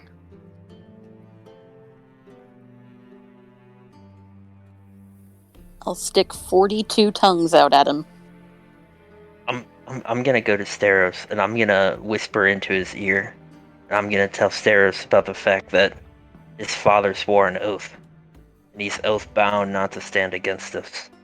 So in the upcoming conflict, he needn't worry of facing him.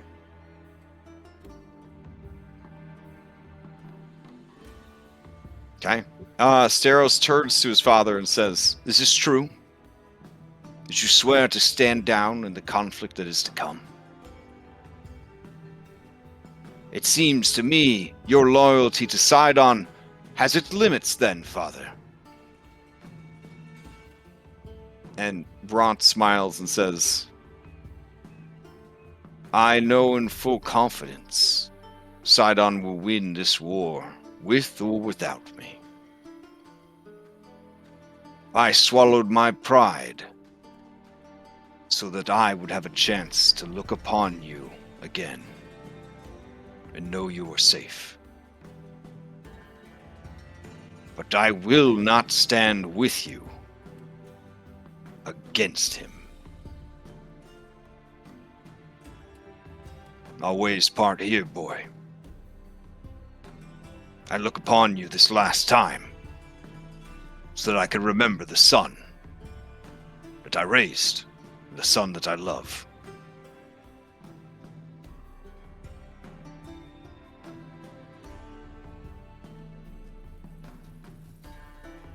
Goodbye." And he just walks off the boat. I mean, not into like the ocean, but like back towards the port town of Themis, Kalendos.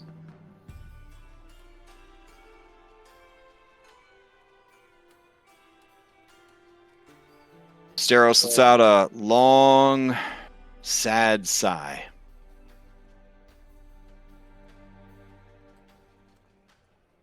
He is so deeply indoctrinated into the Titan's lies. It does not matter who created you. Every being is free to make their own choices. I'll look at him and sigh and say, yeah. My mom got me turned into a Medusa and still didn't change her mind. Parents, you know?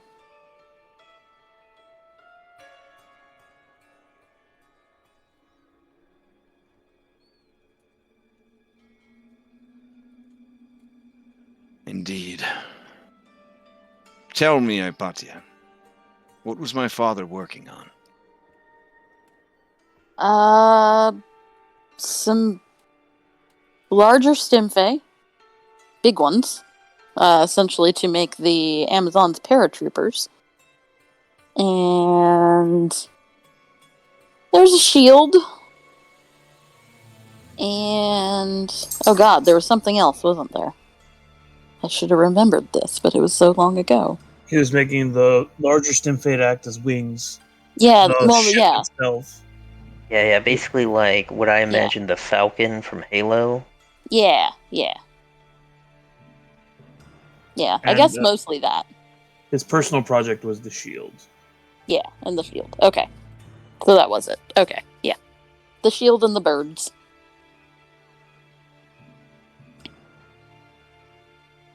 And of course, he looked like he had some pretty intricate gear on itself, so. Yeah.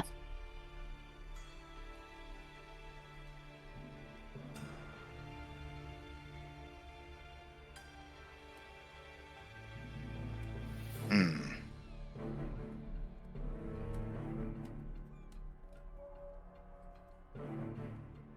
Oh, sorry. Does anybody have the sword or mention the sword to him or no? Did we see a sword? The sword. Yeah, The he's talking about the Titans sword sword. and the Hydra. Oh, the Yeah, sword yeah. that we found with the Hydra. Yes, Mhm. I Yeah, we forgot should about probably bring that up. that. I don't have that. It's in Okay. the bag. But you could ask me.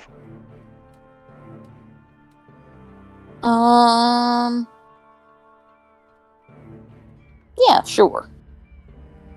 I'll say we did find the sword. And, we were gonna maybe have Vulcan take a look at it, but feel free to offer any insight you might have. A Hydra had been slowly digesting it for a really long time.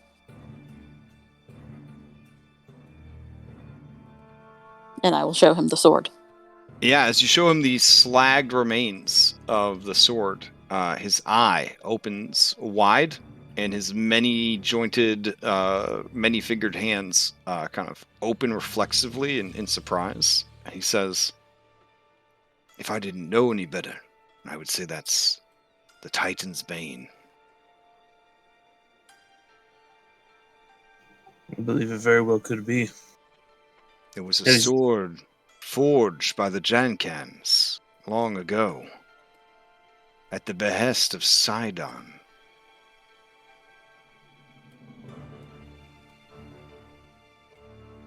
It was said he used the weapon on his own siblings. And when he had taken care of them, he had the weapon destroyed. Well, Means he he probably gave it couldn't to destroy Etheria to have Ohlen. it destroyed. But a weapon this strong cannot be unmade. If you could restore this weapon, it would be a powerful boon against your enemy.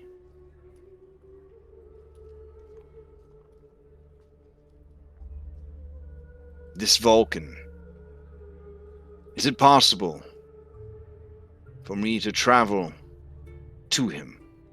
Perhaps my knowledge of the Jankan artifice can pair with his godly skills of crafting, and we can find a way to restore the blade. Well, do you think the bird lady can take you? Mm, How heavy are you? I am small amongst my kind, but I don't think that would happen. How long does polymorph last? Can I make Hour. you a mouse? Well, it'll probably take more than an hour for the bird to get back. Hmm. We could just tell Vulcan. Uh, We could send a message to Vulcan. So we need to. Well, how far? We found out where Yonder is. How close is it to Demetrius? The bird gives me an idea. The Caledona, yes.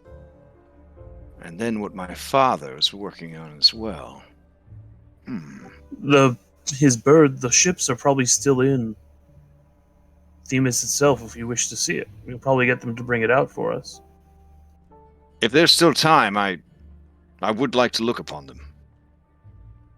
Of course.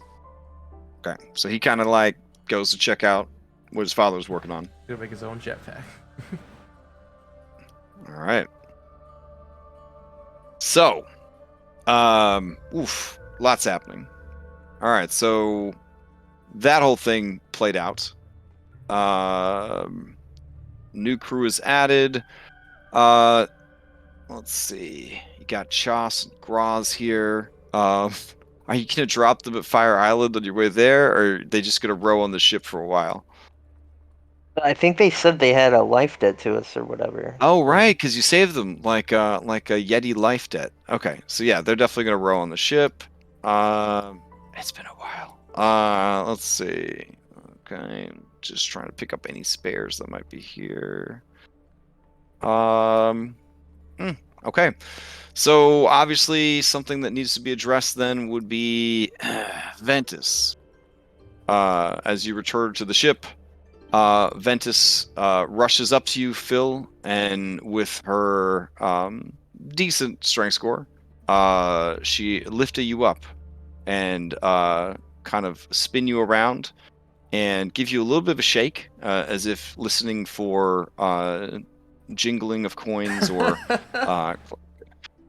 clanking of trinkets, and then sets you back down. Also, real quick, I have Kyra help return me to my normal color. Oh, fair.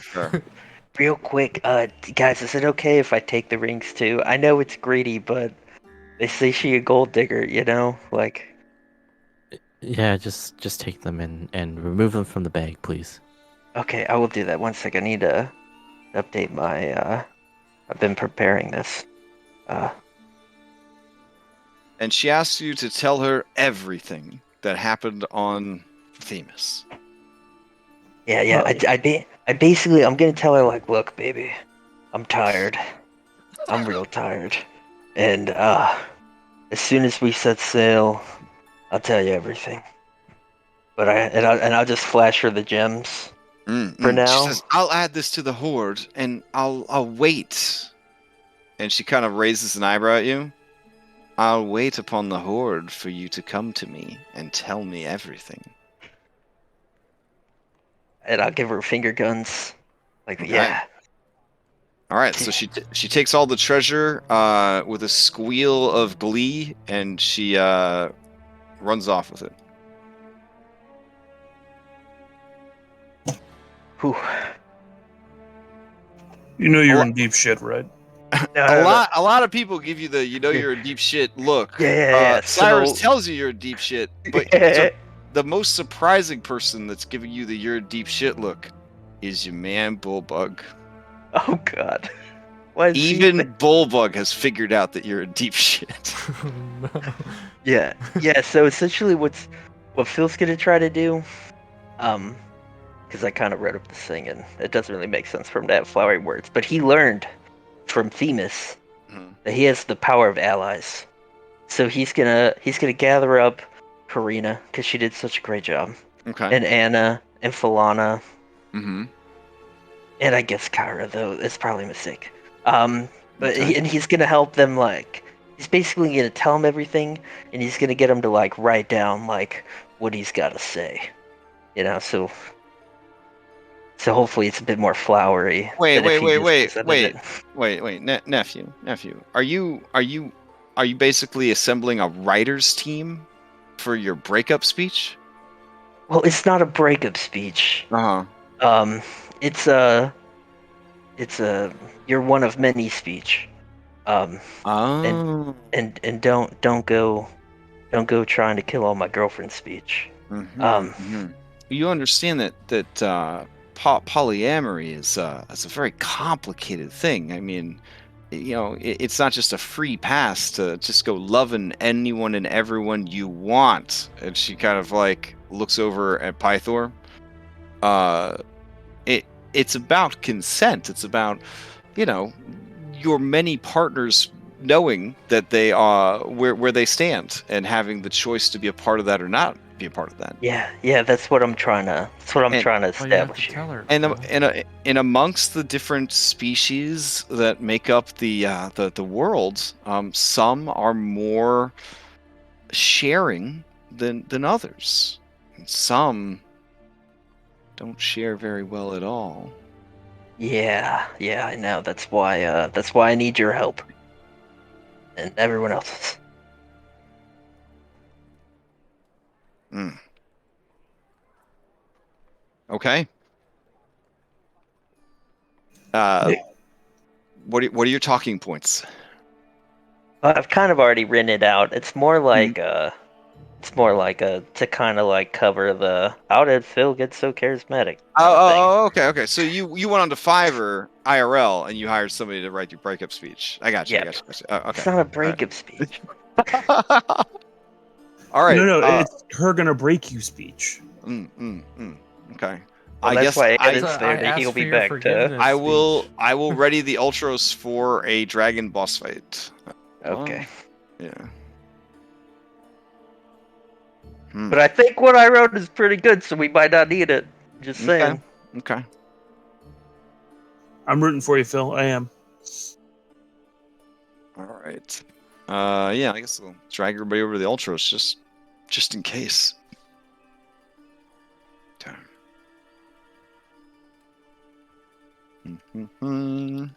All right. Where do you drop this news on her? With witnesses or in private or like what's the goal here? It's gonna be me and Anna. Before you leave. Oh wow. That's really brave of you, Anna. She promised. So are you going to be Bush? like on a beach somewhere, or are you waiting till the ship's out at sea? Like when do you? Yeah, we're gonna be out to sea. Okay. Which is probably not a good idea, but good enough. Work with what I got. Okay. All right. So you guys are out at sea. Let's just assume I don't know. We'll go to like the prow of the ship. Everyone will have strategically left the prow of the ship. That's the front, right? The prow. Taking Yeah. this as far away as possible from you. Yeah. All right. So everyone just kind of strategically getting the hell away from the splash zone, as it were. All right.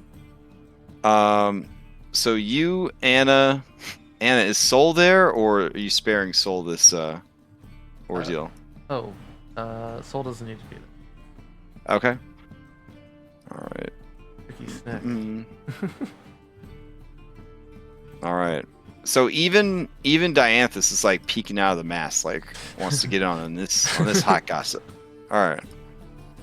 As you go to approach the prow, Callister approaches you, Phil, and he says, "Brother, you don't have to do this." They're making me. They're making me, damn it. And I do. Because it's right. He embraces you, and he says, "I will carry on your Odyssey." Thanks, bro. And he runs away. All right. Saying if I die, I'm either playing Callister or Annika, so. Same character sheet and everything. Just change the name. So Ventus says she's kind of staring off into the horizon. The wind is, whipping her hair back. The sea spray is coming up. She looks very, very happy. She has lots of jewelry on. She kind of has like sort of a culturally problematic like Princess Jasmine belly dancer costume that's mostly just gems and coins at this point. She's like wearing treasure essentially, and she just seems the happiest you've seen her since she joined the crew, and she's just staring off at the horizon. Her sort of acidic green eyes taking in all the possibilities that await. She turns and she sees you, and she sees that she's alone and it's just you, and she knows what this is about. And then she sees Anna, and she's a little confused why Anna's there. She says, "Anna, I'm a little confused why you're here." Phil has something he wants to tell you. Something you deserve to know. But why are you here then? Wait. Oh no. No. Behind my back. Phil walks up to her. Phil walks up to her and he makes grabs one sense. of her hands. She's the second most beautiful being on the ship besides myself. Oh, I'm a fool. I should have seen it the whole time. Just listen to me. Just listen. For all I've given you, just listen to me. I gave up everything for you, Phil. I gave up everything I knew and everything I Yeah. was, and Yep. you just ran around with this chicken. No, that's not what you think. I mean, it's just listen to me. Phil grabs her hand, Okay. and he's also got like a piece of papyrus or paper or whatever we call it. in this thing. Okay, sure, And sure. it's got everything he's gonna say.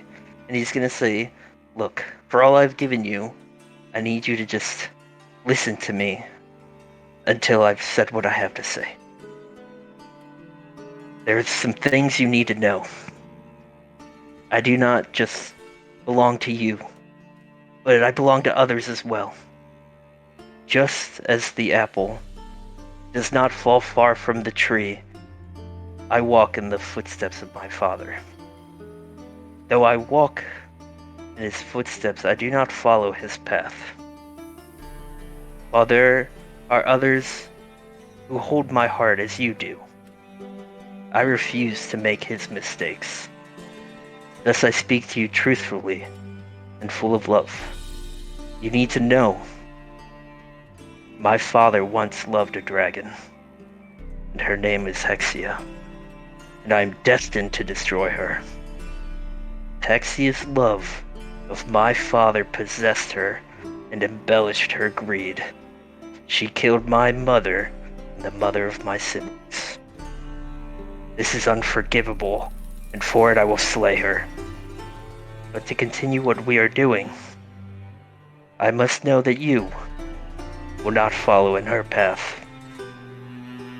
That you will be happy with all the love I give you, and not act against the others.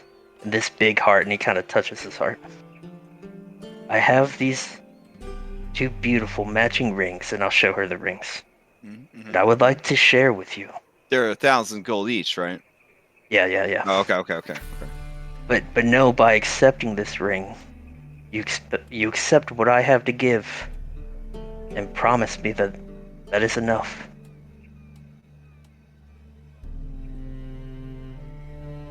That's it. Oh, these rings, they symbolize that despite the fact that you have other lovers, I am your wife and the only one that you will mate with and raise a family? No. Her eyes narrow.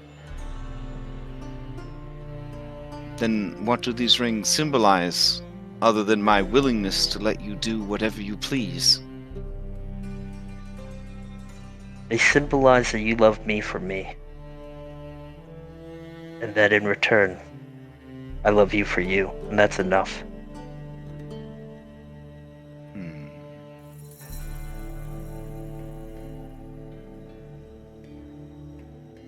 She seems very thoughtful.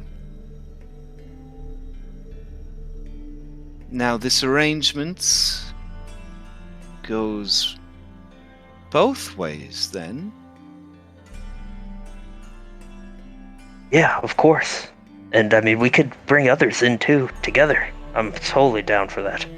Her eyes glimmer with greed.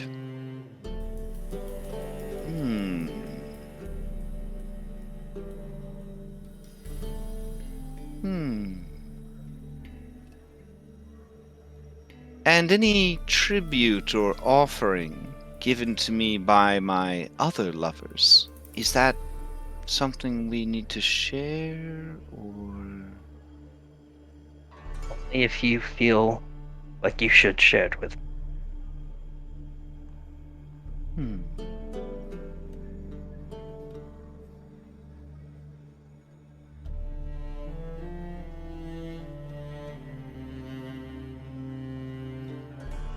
I will need time to think.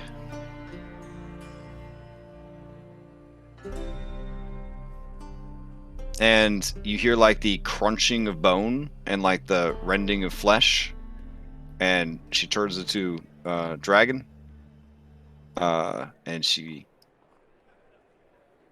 unfurls her wings as she flies off.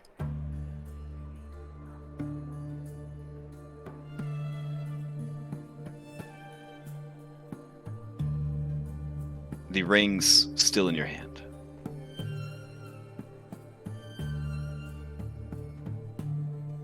Phil, you look back to Anna, and she's like packing her talons on the ship. Tell her about Yalla. What do you mean? I told her there were others. Why does it need to be names? If she would have asked me, I would have given them.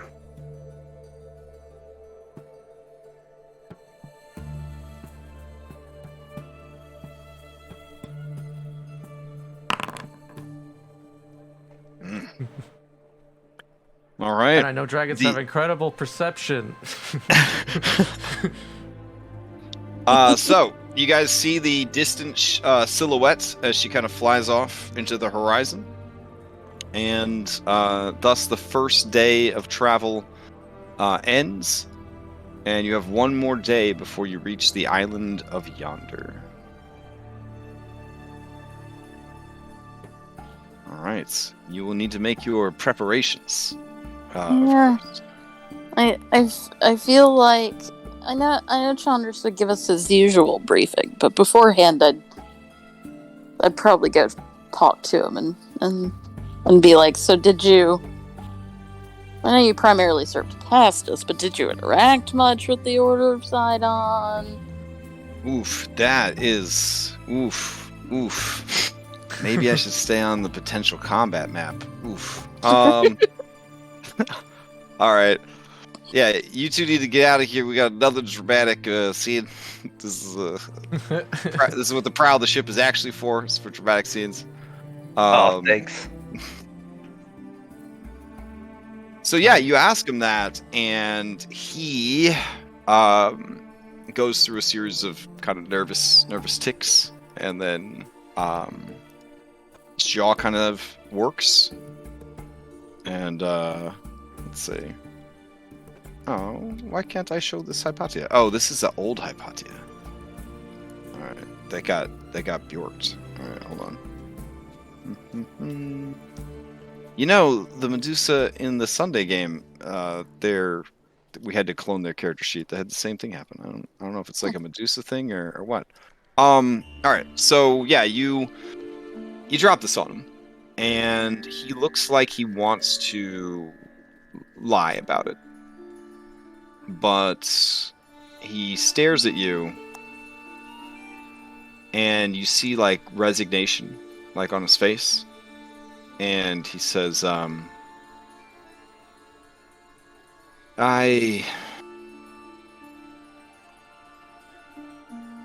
was at one point a very high-ranking member of the Order of Sidon.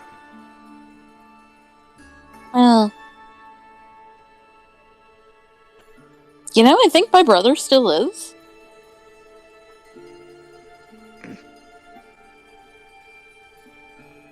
My parents really wanted me to marry Gaius, I guess.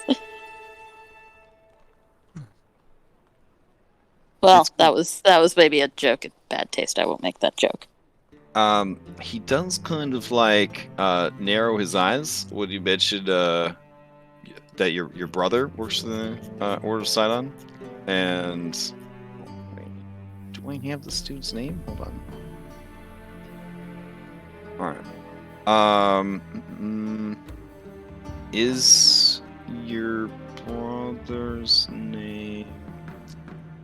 Where is it? Did you have a name for your brother that you sent me? Because I did. It was a long time ago. It's Isidore. Isidore? Okay. Isidore. Okay. Yeah. Isidore is actually in charge of the troops on Yonder. He's basically in charge of the infantry on the island. So if you guys go to the island, you will encounter him. Great. I mean, I was his little brother. I didn't really interact with him much. He Chandras just is trying. You can tell he's trying to put together his words here. It's mostly I'm just trying to say, it's okay. Be a member of the Order of Sidon. Sometimes these things happen. They have access to information that even even the arcane university of Mitros is lacking. Yonder is built upon the ruins of a great Gigan city. One of the only remaining buildings is their great library. Really? Really? Well, now I'm much more interested in going to Yonder. When I told the king I would be ending my service,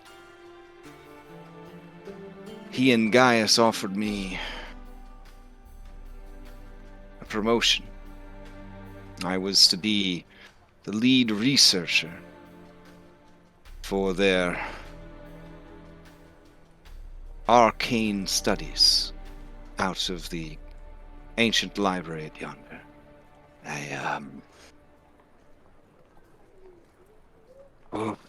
Those early days were tough, with Phil constantly bothering me about rowing. I kept thinking perhaps I had made the wrong choice. I'm not convinced you didn't. I don't know if I could have said no if they offered me that. Wow. I have always had a keen mind, but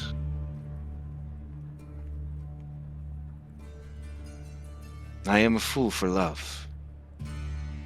It has led me astray before, and perhaps it has led me astray again.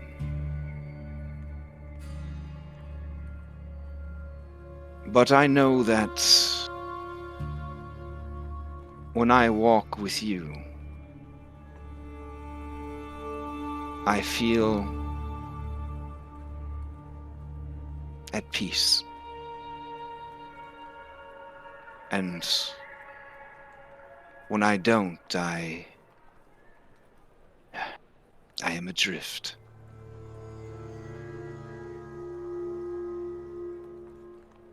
The island has secrets, but more than that, it contains a great deal of troops.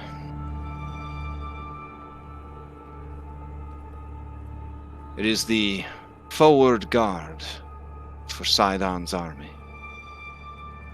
operating out of the Cerulean seas. It has been spying upon the mainland and providing the Order of Sidon tremendous intel and resources, and vice versa, sending that same information back to Praxis.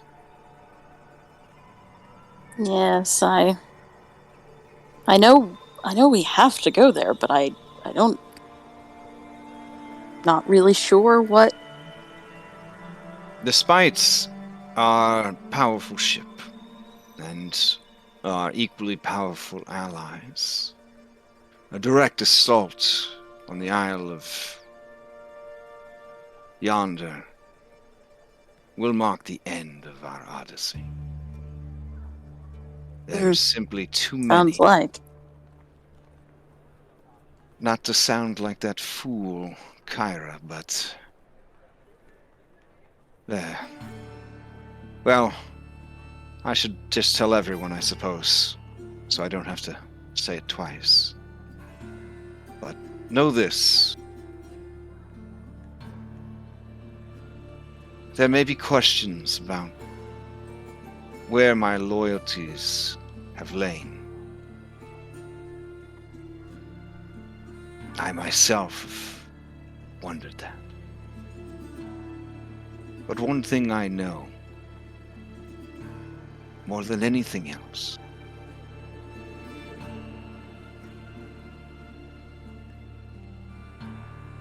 is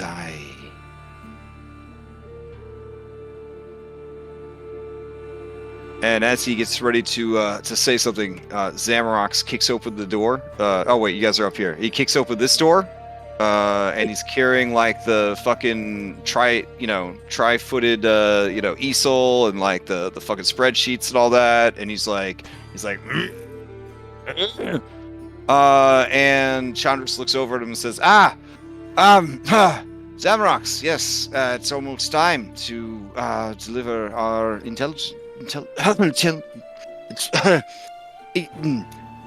Hypatia. We will continue this conversation later. And he stumbles away into Zamrox. Oh, Like okay. right before he does, I'll just like grab his arm and Okay. I'll say, if I could get at the archives, I'll make sure I don't open it until you're with me.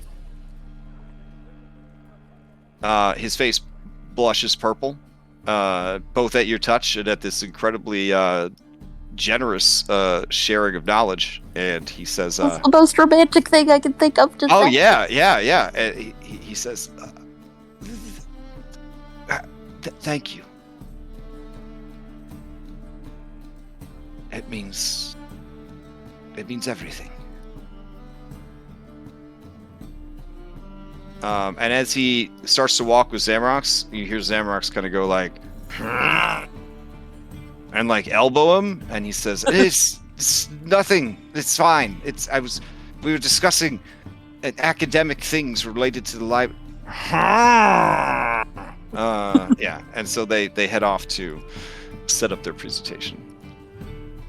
Right. As they walk back, I'm gonna turn to Cyrus next to me and look at him and say, do you think we're supposed to have a dramatic moment now? Do you think they're expecting us to go up there? I don't know. I mean, I've been worried I need to have a word with Theria, but Should we just go up there and wearing the uniform of like a deli like cashier, right? Kyra calls out like 72. You get 72. Your spot on the prow is open for your dramatic moment. Anyone holding ticket 72? Cyrus, you look down and you are holding a sad, soggy piece of paper that has a 72 written on it. Ah, shit. Well, we can just pretend.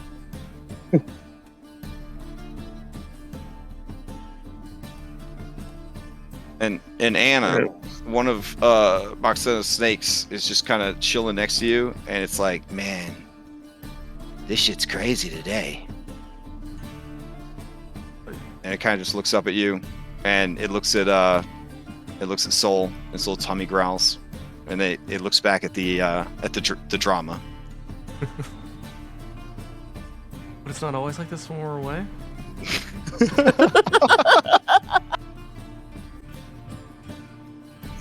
All right, the good ship drum boat. Okay. Yeah, once we get there, I'll kind of just look at him and be like, well, since we're here, did you want to ask me something? Well, I've been fearing I will need to get in contact with Theria at some point. I probably should ask her if all these things are true. Well, the rumors that seem to be building up. I've avoided her like the plague. But What's stopping you? Well, aside from, I guess, her she's being her. a psychotic monster who makes other monsters. She's like your mother, right? That's what I keep hearing. Well, I don't know if this is going to help you in any way, but I mean, recently I found out that someone I thought was close to me was also, I guess, what you would call a psychotic monster. But, maybe not on the scale of Lutheria.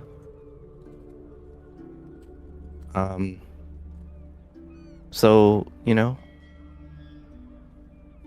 I worked up the courage to talk to her and confront her about it. And I think you can too.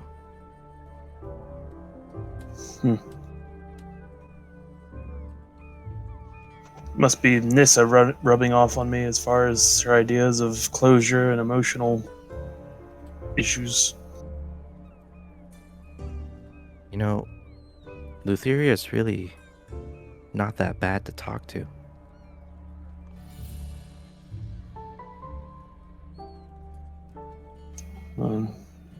I've heard otherwise.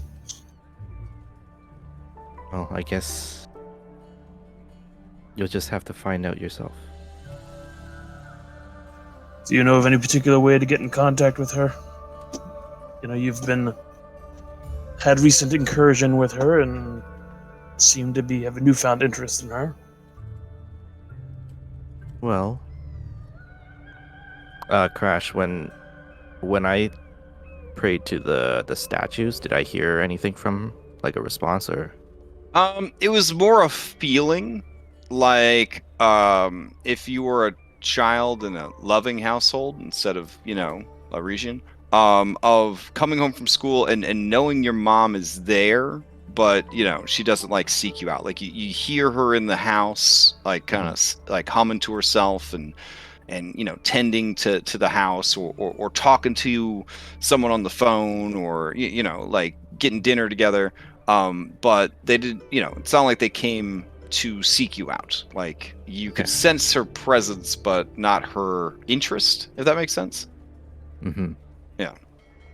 Well, I can't speak with her directly, as in, I can't hold a conversation with her, but I can tell her things. And I think if you just let her know that you want to talk to her.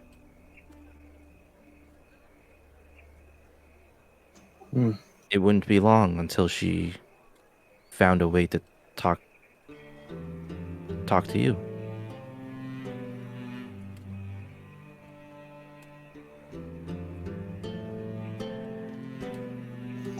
I see. You want me to show you? Yes, I suppose something worth knowing. Okay. Well, Astraeus actually showed me how to do this. But no, we're not going to use sending. That's an invasion of privacy. We're going to do a prayer. Luckily, I have these two holy symbols with me, and I just show him the prayer. I guess it's you use Nightglade, right? That's her flower. You use blah, blah, blah, blah. Nightshade, yeah. Yeah, Nightshade, some wine. You lay it out kind of like in a circle, pour the wine in the middle, and say your prayer. Very, very, very simple. Let's see.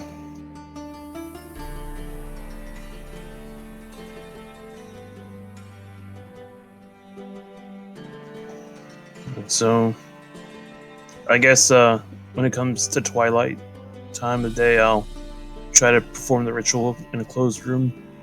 Okay. Let Nissa know what I'm prepared to do so she can take the appropriate precautions. Oh, do you want me to guard the door? You want me to be a bodyguard for the door, man? Well, just be prepared for any craziness to happen. Do you want to borrow some of my incense? Because when I want to talk to the gardener, that helps me feel like I'm more connected, Might not be a bad idea. And they say Lutheria is the goddess of Feeling good. yeah, the loss of inhibitions, man. So yeah. And she takes from her herbalist kit a small fang and uncorks it, and she just sprinkles some powder into your wine. She says, "This'll get you caught up real quick." All right. All right, and she goes to stand outside the door. Okay, so we will give this a shot. Okay. Yeah, as you lay out the flowers in a circle. You have the bowl of wine and narcotics in the center. You kind of dim the lights and start to speak or think or pray. What's your move here? I guess just kind of try to meditate. Okay. And let my mind try to reach out. As you open your mind and kind of settle into things, you feel a tremendous thirst come upon you. It starts with a dryness in the throat, and then sort of a parched feeling in the mouth, and a swelling of the tongue, dampness to your forehead. The wine looks so inviting, so refreshing.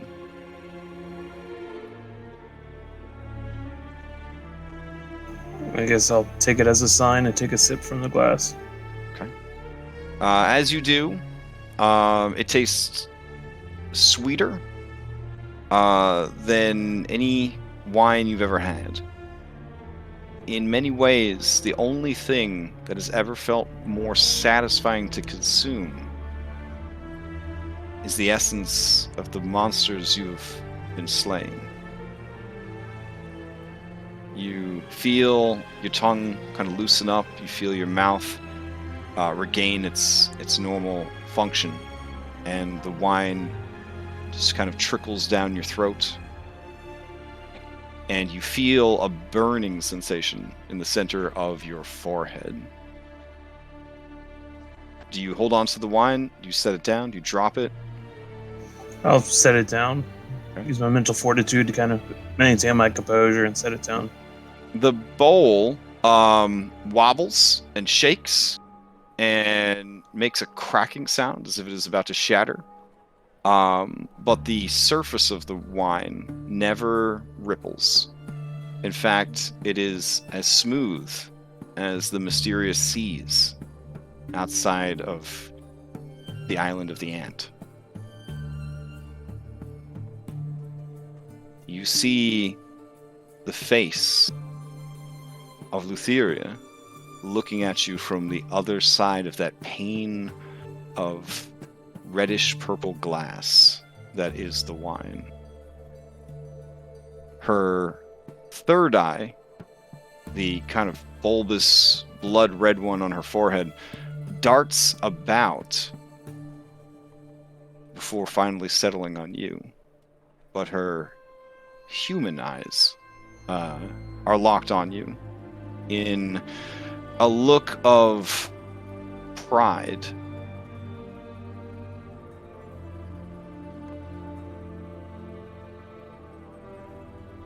You see the central eye blink on its own, and then the two human eyes blink, as one, like human eyes do. Gotcha. She does not speak. She just smiles and stares at you through the wine, through the pane of glass, essentially. And I'll try speaking telekinetically, reaching out with my mind, as opposed to actually verbally speaking. Sure. Good evening, Lady Lutheria. As you reach out to her mind, I need you to make a wisdom saving throw. Yay, have advantage on these. Okay.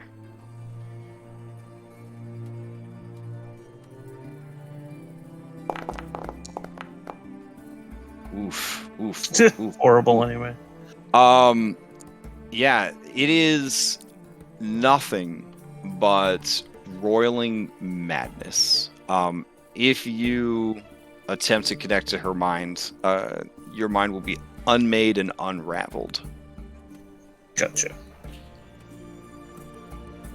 This is a being that long ago lost any semblance of sanity.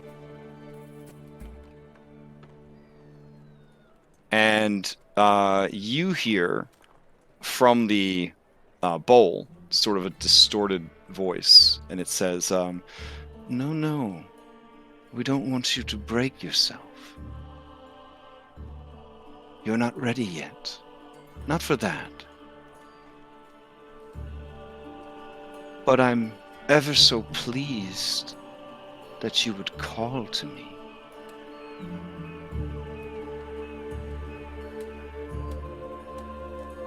You grow strong.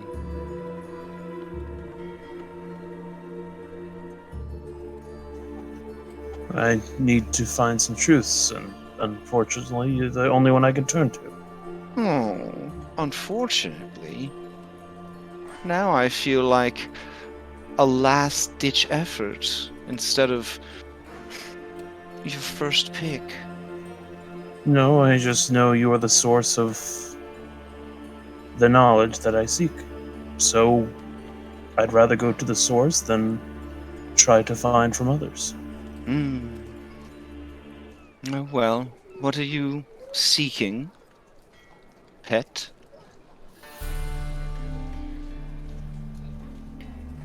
One of your creatures, the Chimera Queen, called me her brother. Is there truth in that? A bit presumptuous of her, but not far from the mark.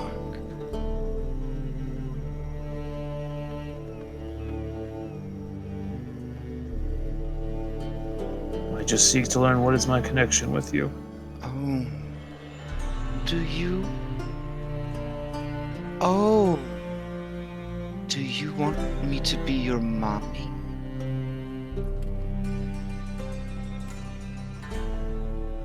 I have no need of it, but it is good to know the truth of one's origins. How strange.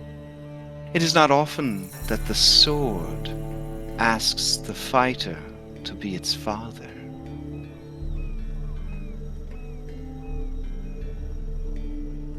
I am flattered, though.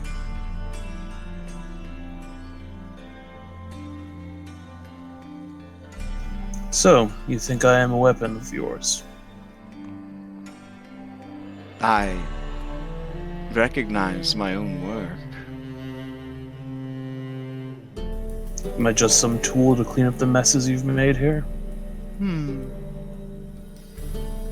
Aren't we all just the tools of our progenitors?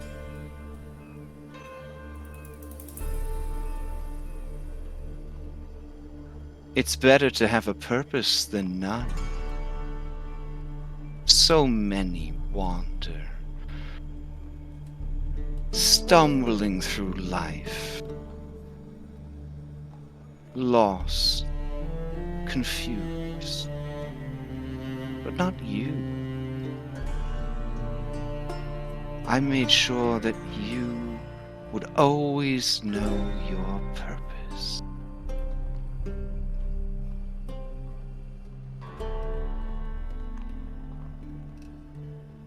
Well, at least it's good to know where I stand, at least. The good thing about weapons is the person who makes them doesn't necessarily have to be the person to use them. I thought myself rather kind. I did everything right this time. You are no monster. You are a man. You led a life. You were born. And now? And what of that great beast that destroyed the village? Yes. The golden flame. He must be dealt with.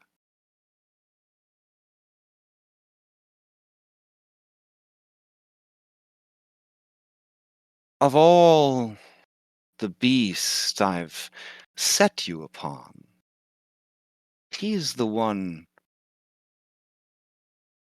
you need to deal with the most. That is why I placed you in his path.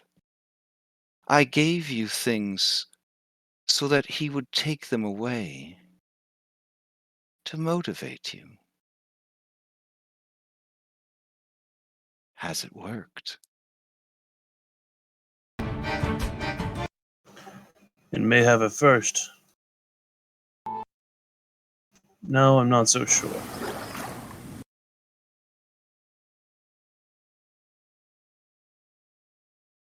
What does that mean? And she seems a little kind of peeved, like when you say that. Well, my purpose has changed. And though I may be an item of, as you say, your creation, I now know there are other titans that not quite as callous and careless with their things. She lets out a long, kind of sinister laugh, and she says, "Other titans? And what of them? None of them can offer you what I have offered you. None of them can give you what I have given you." You say that like it's a bad thing.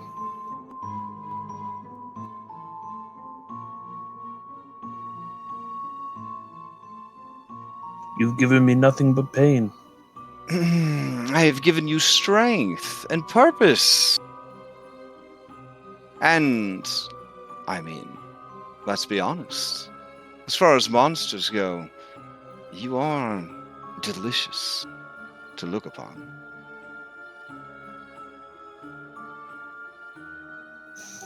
Well, I guess your one flaw is that you did make me a man, and therefore I have my own will.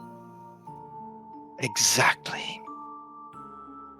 Which means I can choose not to do as you say. That would be problematic for you, since the golden flame will not rest until he has you.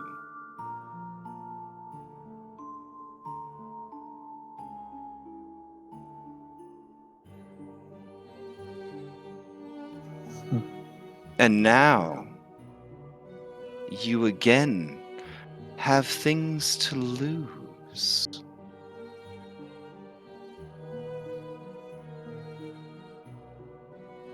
Things you found all by yourself. Which I dare say means they're more valuable than anything.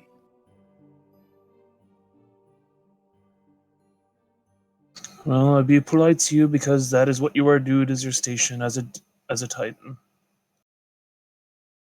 Oh, and I appreciate that. It would be awkward to smite my own blade. I dare say you're the most polite of all your member, but for the Oresian. And she smiles as she says that in like a very proud and I have a secret kind of way.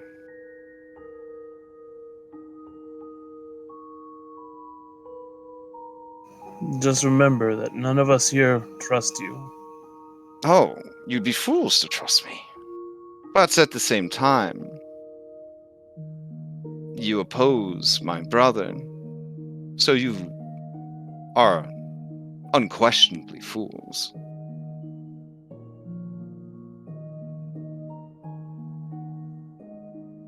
You now know what you must do. And when you're done, why don't you come down and see me so that I can reward you in person? Though there is one question I still have. Who were my parents?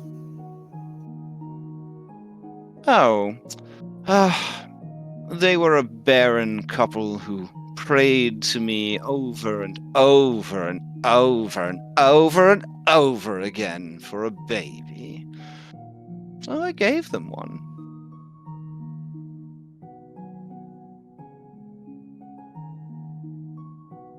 Let's see. I am, after all, a professional.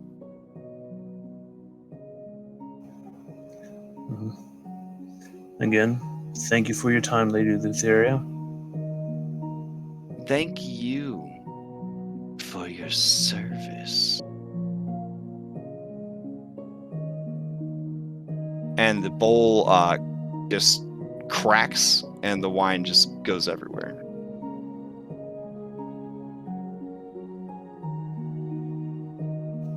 I'll take a minute to regain my composure before walking out of the room.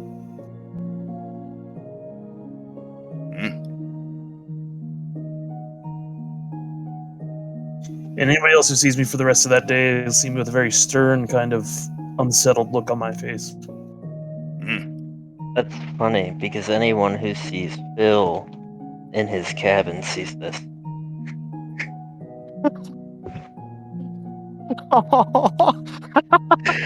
Oh, laying on the hoard? Nice, Yep. nice.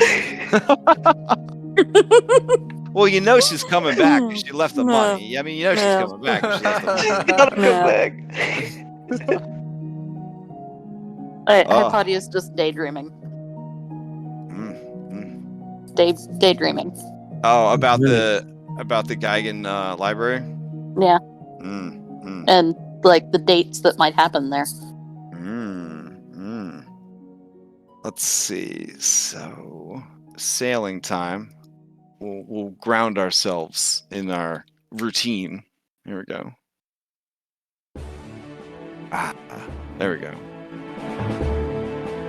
All right. So, after 1.5 days of drama, let me see if anything interesting happens to you guys as you were sailing. Let's see.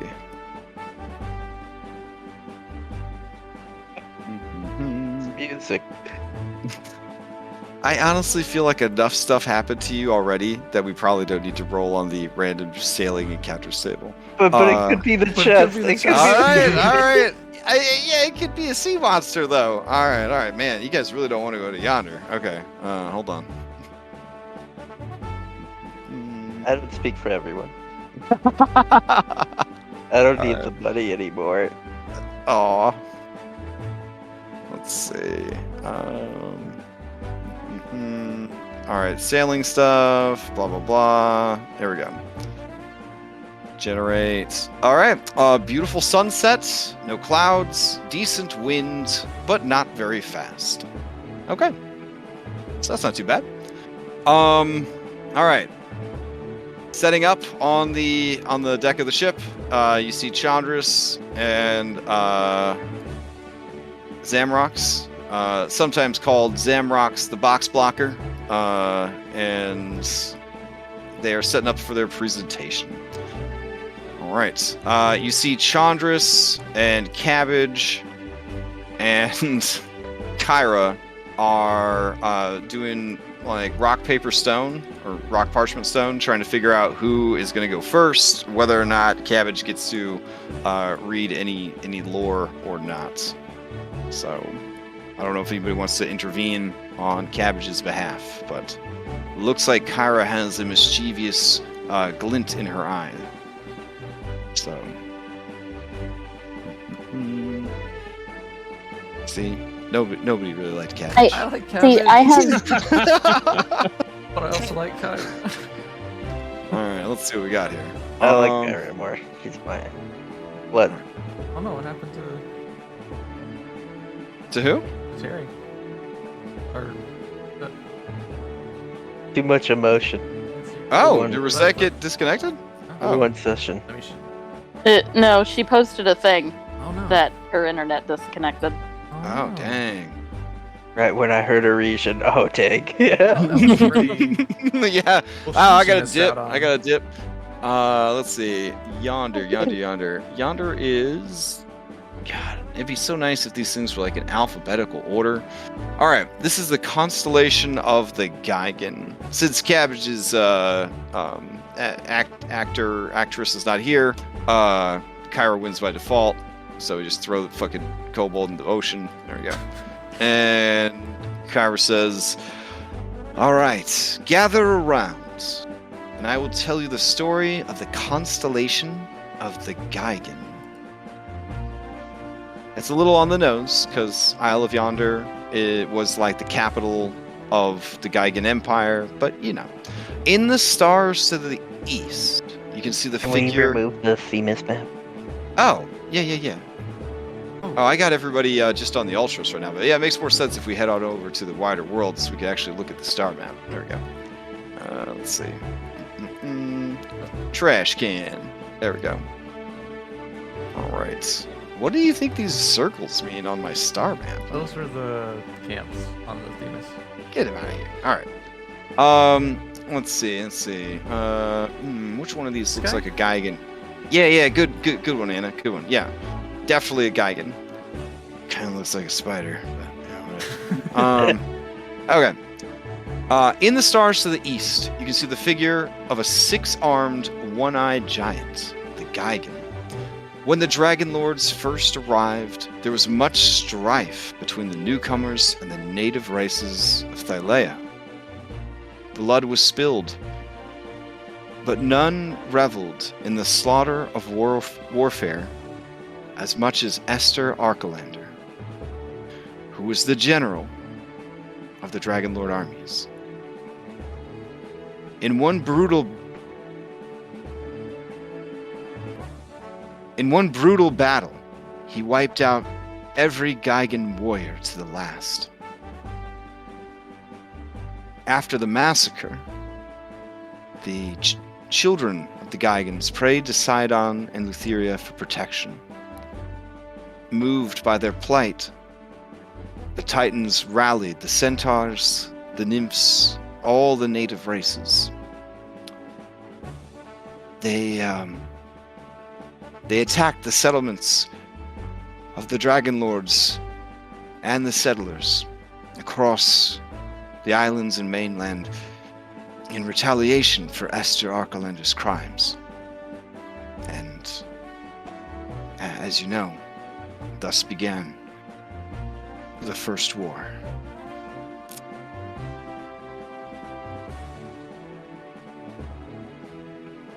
And she just kind of walks off.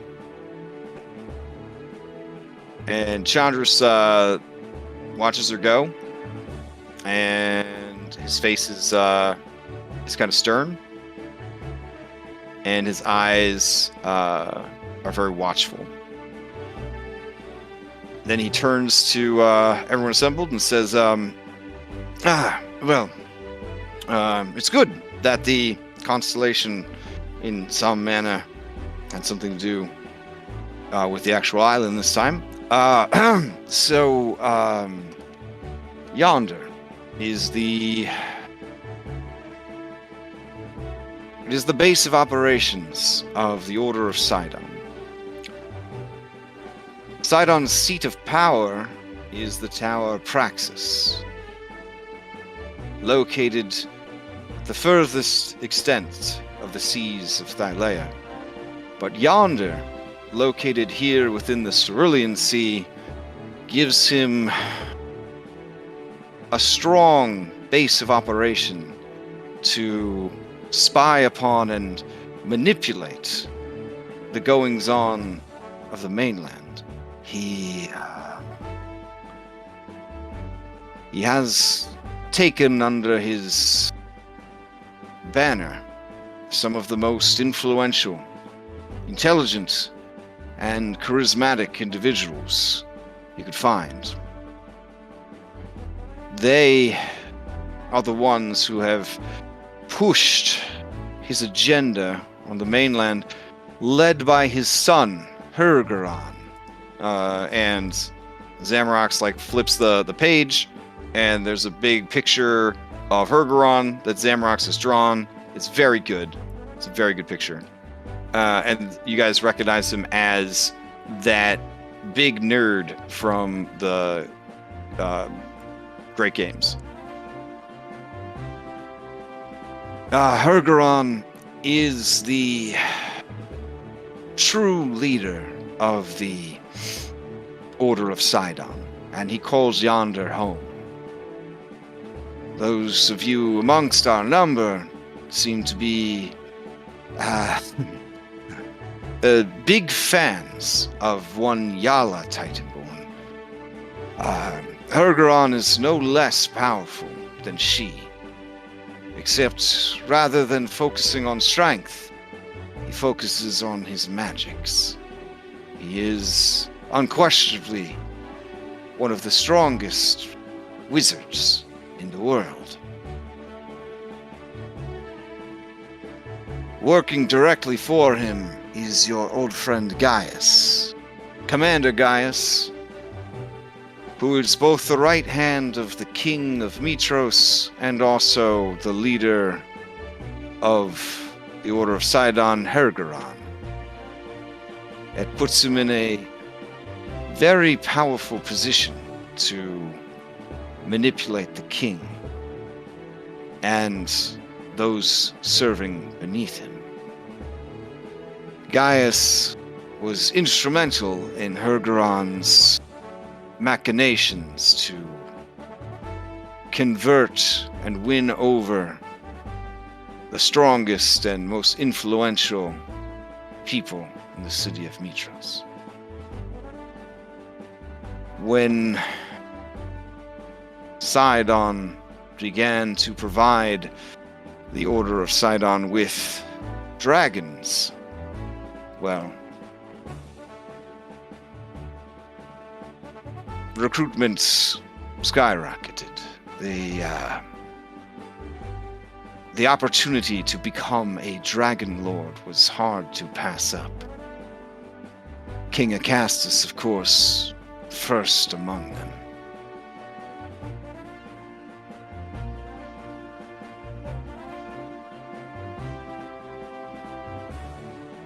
The island of Yonder is a graveyard.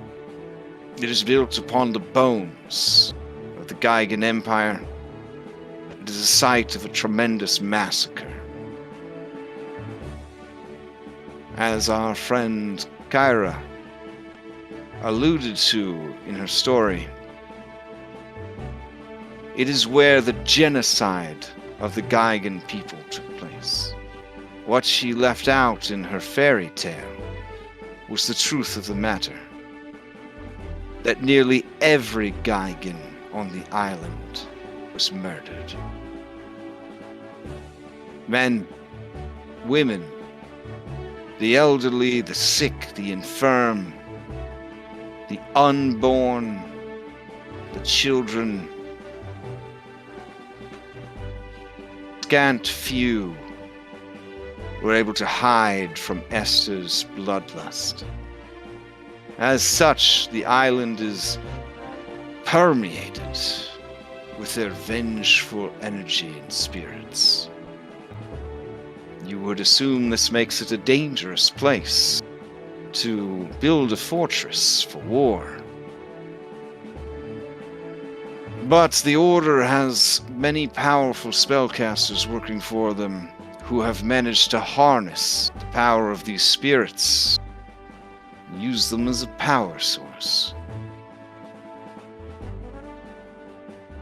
They've restored the great library of old and harvest secrets from the dead and those sacred tomes.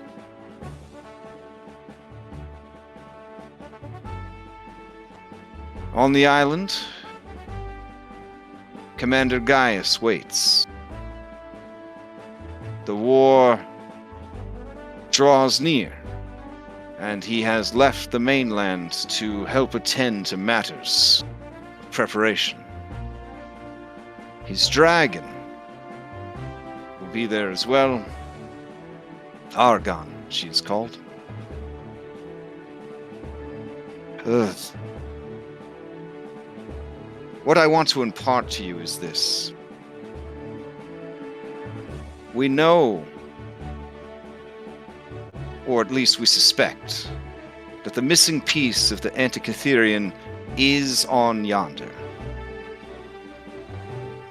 That is the only thing we need from the island.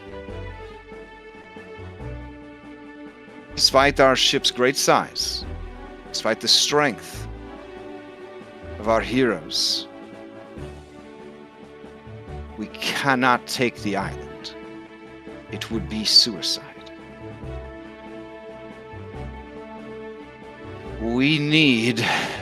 And his body shakes with reluctance because he doesn't want to say the words.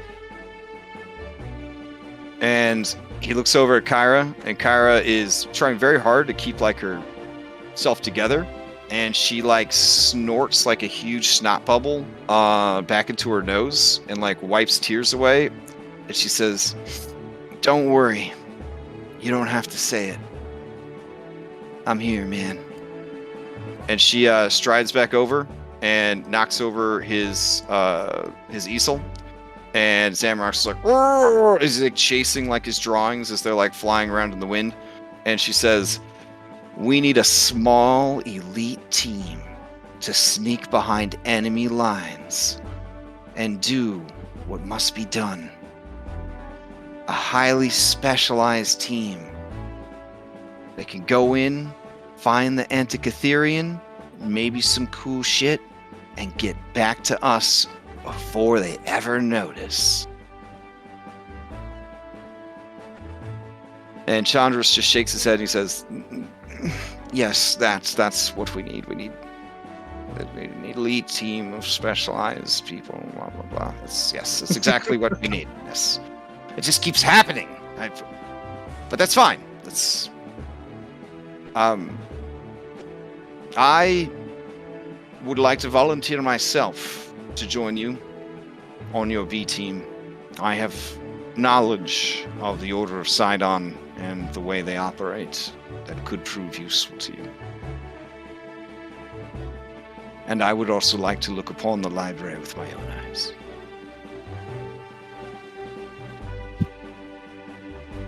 I think Philippithris wants to come. Okay. He- For your stealth mission? Yeah. I want to ask Chandra, so the powerful wizards on the island have... What do they do with the spirits of the Gigans that are still there? They are finding ways to contain and weaponize them. Have you... What if we... I'm sure by now you're familiar with the concept of a bomb. A mechanism of artifice that, when thrown, it explodes, causing a concussive blast of shrapnel and thunder, sometimes fire. They are creating spirit bombs that can be dropped upon the city of Mitros, releasing the vengeful spirits of the Gigans upon the city. Is there any way we could... They are vengeful spirits, yes? Oh, I would assume very vengeful, but at this point, probably against anyone. But perhaps against those who are tearing them from their haunted grounds and binding them to weapons. We can free them. And Sabotage. turn them against the island? That would certainly cripple their efforts and their forces tremendously. Be the distraction we need to in there. And we'll set them I We cannot just have same to make time. sure they wouldn't attack us. Yeah, that's what I'm talking about. We need to get out of there immediately. or speak Yeah. to them. OOC. You're basically talking about going into the Ghostbusters firehouse and like pulling the little lever or whatever. Is that what you're... Okay. No, or like the Lord of the Rings where you like freeze the spirits trapped in the Okay, yeah. Chandras does reassert that the most important thing is that we do not wind up in a battle against Hergeron. Though if we do, we must strike hard and fast and definitively.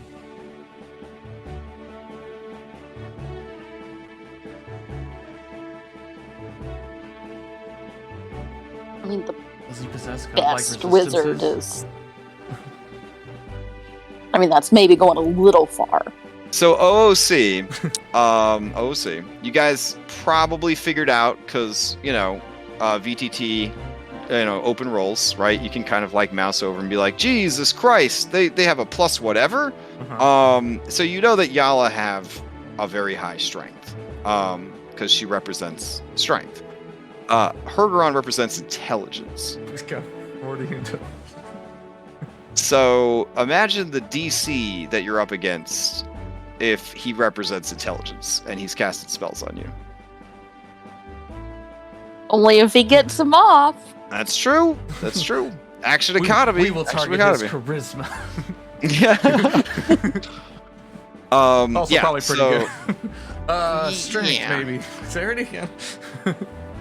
That means so yeah, I could actually beat him up. you could. I honestly think that you guys could take him in a fight. You could at your level probably take him in a fight. But there is the matter of this whole island is essentially an island stronghold. So we it's should try yeah. not to. Now, as far as knowledge of the island and its layout and whatnot, this is the general idea. Let me grab a Yonder map for you real quick. Let's see. While I'm grabbing that map, you guys are welcome to suss out things. Let's see. Yeah. We already went there. Are you Yonder? Let's see. Bill's gonna look at Kyra and Pythor. He's gonna ask, "Will you be okay to come with on this mission? I don't want my friend from the Furies to come after you, acting against the order of Sidon." That's a great question. See, that's a great question. Man. Again. Yeah. Now, what happened before with Pythor is he actively desecrated a statue of another god, which the five use their statues as respawn points. So it would obviously be like a real dick move if the Titans went and destroyed all of their respawn points. So those kind of things hold a tremendous amount of actual religious value and significance and stuff like that. So he really was, caught up in the moment. Yeah. But he definitely It's a crossed crazy session. Yeah, he crossed the line. As far as like being there to protect you and keep you safe, sure. Yeah, they could get away with that. Yeah, that wouldn't be outside of the thing, because they would just say that, I'm just protecting my friend, my family, that kind of thing. But they would just need to they'd have to kind of hang back and let you do your thing. So Good to know. Mhm. Also, now, there is the fact that there is a dragon, a silver dragon on the island. So that's a thing. Also, Gaius is no slouch, as you guys have seen in the Great Games. He is, the strongest mortal paladin of Sidon the Stormlord. So he's definitely no slouch. So you got him, you got the dragon, and then you've got Sidon and Lutheria's son, Hergeron, who is a powerful wizard and titan. Born. Is he actually a Titan? Oh, he's Titan. Well, he's Titan-born. Okay. Yeah. I mean, both his parents are Titans, so I mean, he's basically a Titan. You know what I'm saying? Got it. But yeah, He's also super inbred.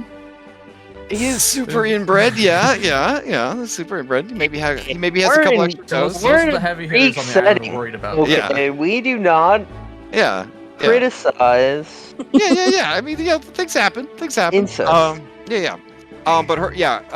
So those are your three biggest threats for sure.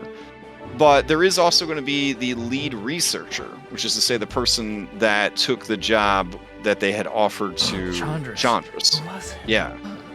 So this is going to be a very powerful spellcaster as well, if they're in charge. Hypatia's brother? And Hypatia's brother, who is a very powerful general in charge of the troops and stuff. Oh, Did you tell us about your brother, Hypatia? let's fight them all at once. I would have. Like, not like I wouldn't have hidden it from you. It just wouldn't it wouldn't have come up. Okay.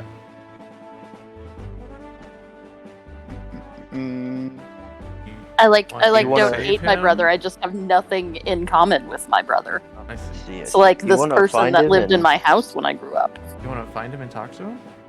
You want to see if he can row? I mean, his job is gotta to come and row if Hypatia dies. Is all I'm saying.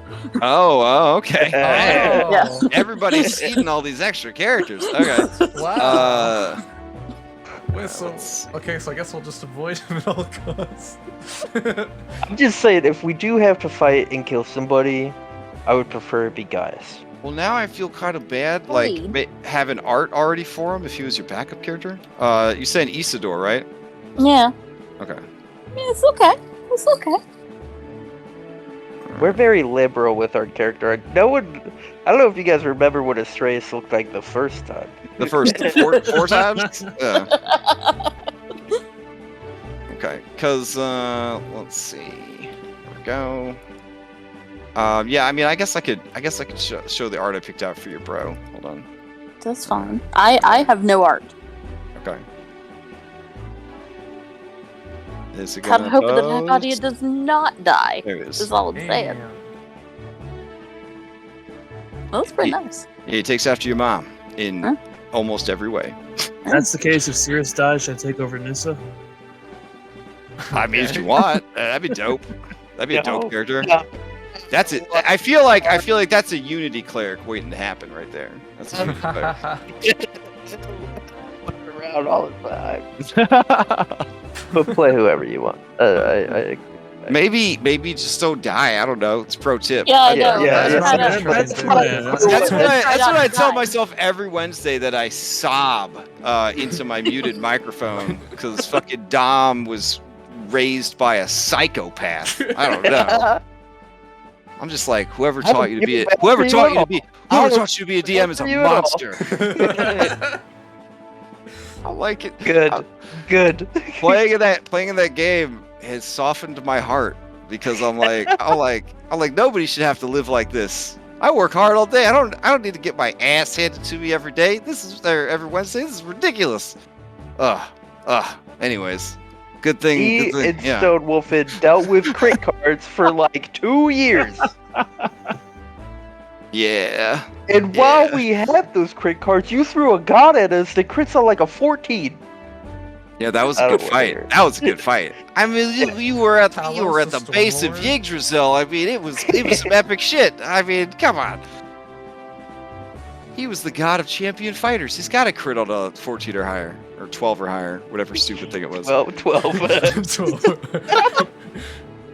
think it was 15. Whatever stupid thing I made it. I died in the first round. Yeah, it was rough. It was rough. Okay, fortunately, nothing crazy like that happens in this campaign. though. So back to this level 8 adventure where you have to worry about a silver dragon, a high level paladin, a high level spellcaster, and a demigod wizard. Let's talk about that more manageable content. Yeah. How Yeah, is like definitely. a big tower? How big is the tower? Oh, right. What's the I was layout of supposed the to be, island? Yeah, I was supposed to be getting you the island, and then I went to get Isidore stuff. All right, hold on. Let's see.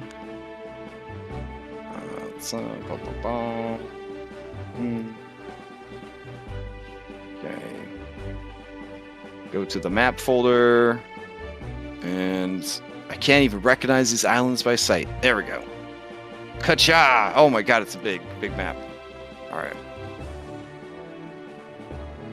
Okay. Yeah. Alright. You guys should be able to zoom in pretty close. Okay. So, a lot going on here. That is obviously not where you are. I don't know where you're going to come to shore, so let me move that out of the way. Alright. There's a lot going on this island. So, this is right here. Oops. Here, I'll get my pen out. So this right here, this is basically their port, their beach camp or whatever.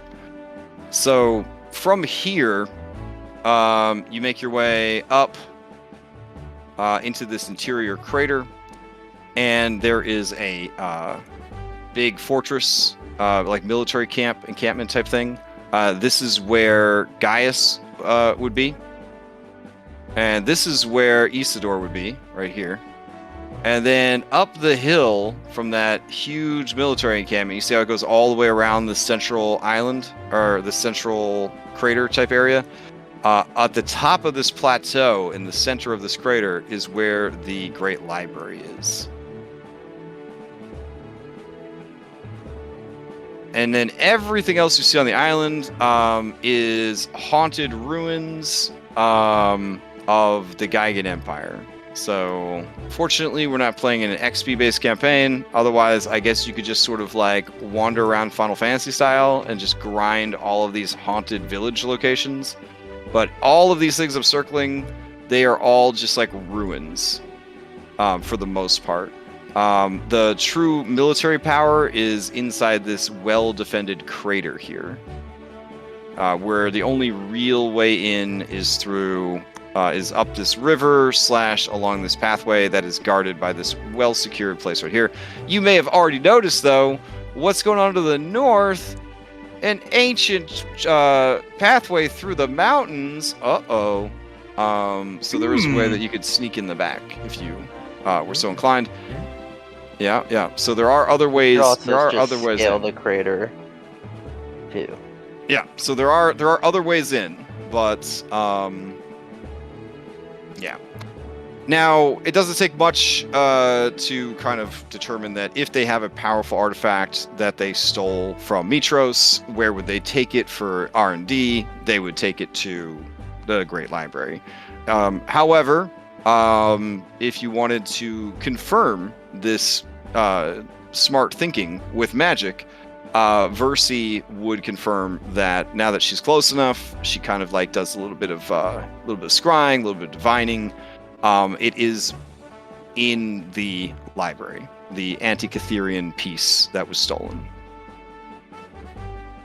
Okay, does she, like, Harry Potter tell us exactly where the prophecy is? Like, no, just that it is in the library. Okay. Yeah. That would have been helpful. Hmm. Now, this whole... I mean, who knows? Maybe they just stuffed it in a bag of holding like every other asshole D&D player does with a really important quest item that they don't want anyone to scry or find out about. So, that's why you scry the person who last had it. Never scry the actual item. Scribble. So this whole settlement here was built on the old Gaigan place. Oh, yeah. And Everything you these see are on the the map... remnants. Yeah, everything you see that looks like a settlement, those are all like busted ass ruins and stuff like that. The true military might is in the center of the crater. Now, this information might be out of date.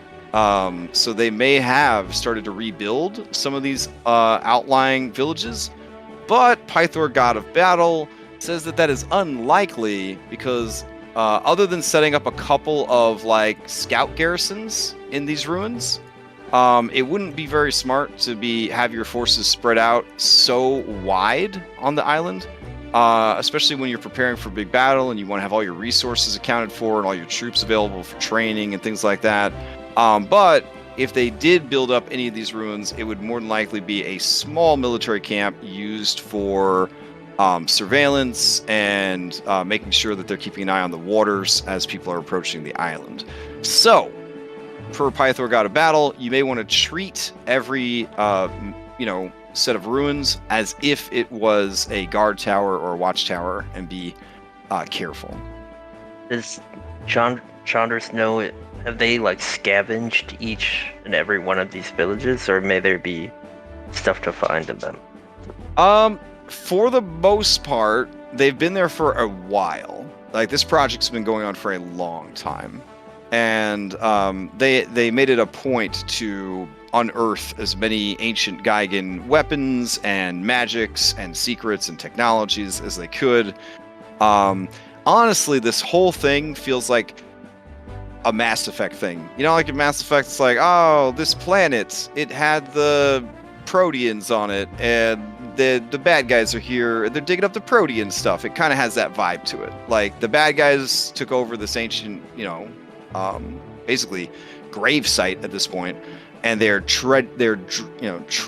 digging up all the stuff they can from the past to try to weaponize it in their war.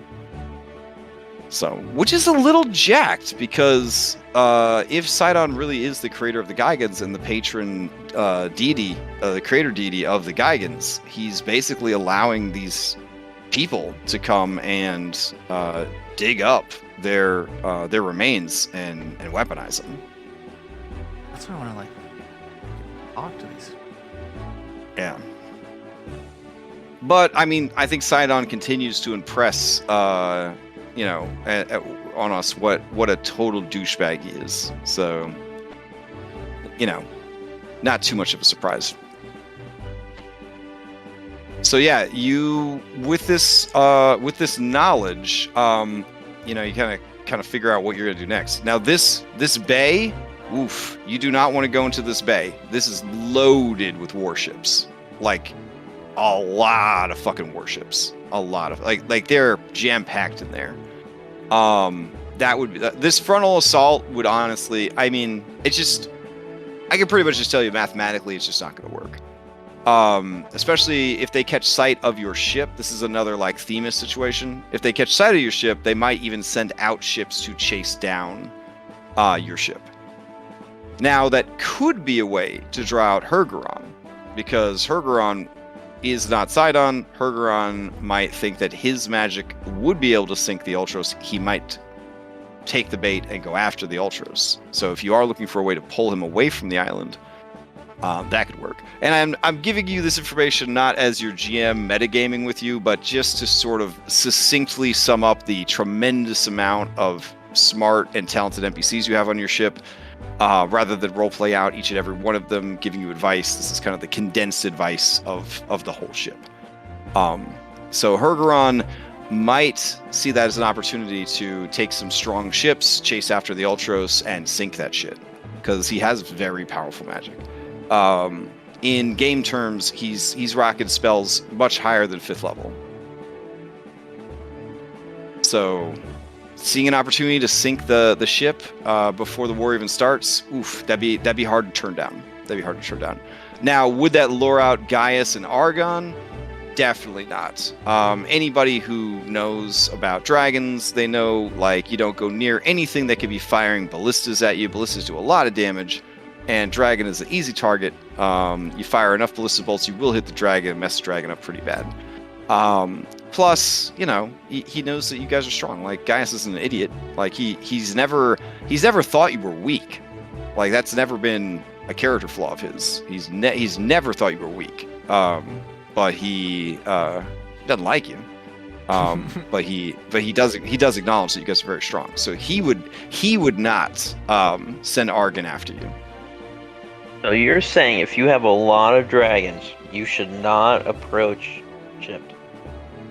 Yeah.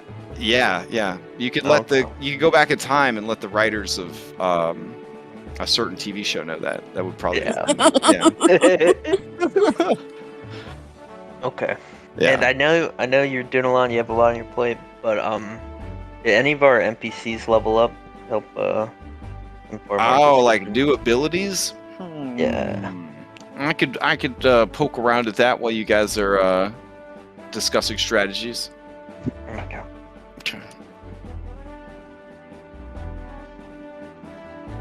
Well, I definitely am for trying to go through the back entrance stealthily. That seems to have worked for us in the past. Yeah. It looks like these mountains are higher on this side, so coming from this side would probably the opposite of the bay. Yeah. Because then if they wanted to send ships after us, they'd have to go all the way around the island. Now, do we pull Well, the I feel like we're jolly boating in. I feel like we're leaving Ultros far away. I don't really wanna chance any of our crew or the Ultros. Yeah. Unless we were willing to leave, both our gods. Now let's talk about spells. You feel like more support or more kill thing? Well, considering not we're going trying to into the fight, so, yeah. library, Yeah. considering we're going into the library, I think that pretty much like every one of your and above spell slots are received counter spell, just in case, right? Like, Sorry. like Oh, just yeah, in case. Like 'Cause we're counterspelling the spell is primarily what, I'm planning on using. Yeah. So like,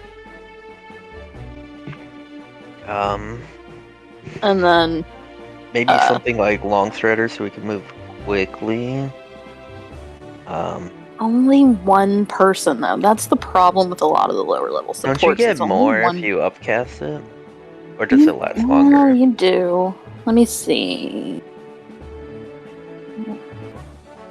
Like if you upcast it twice, that automatically makes all of our slower members much faster. Oh yeah, I forget about reset. Reset does not need to be fast, and I guess you don't Yeah. either.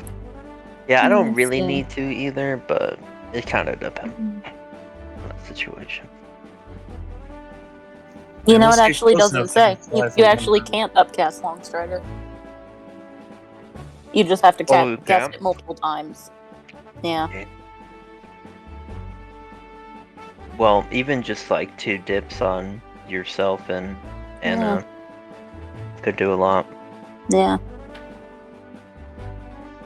I mean, Do you have I any also- way to improve people's stealth? Because I feel like So I have invisibility.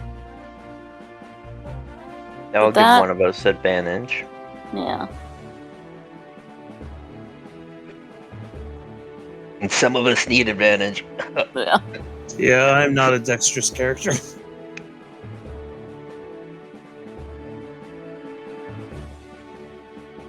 And I mean, I've got Dimension Door, so I feel like if I need to run away, I can run away. Yeah, you can take someone with you. Yeah. But I could still do Longstrider, potentially.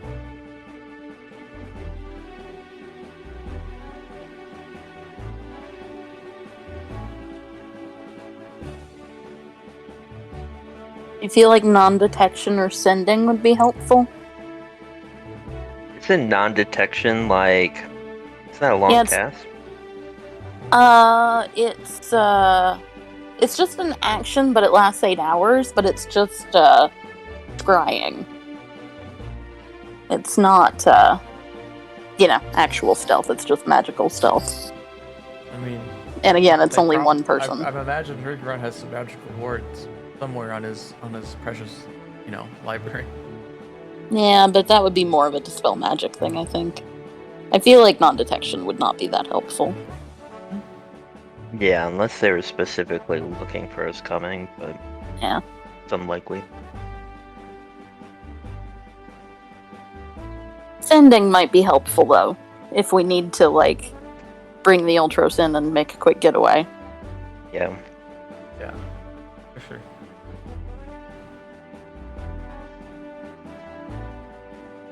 I don't know, we said, what spells do you bring to the table, Miss Spellcaster?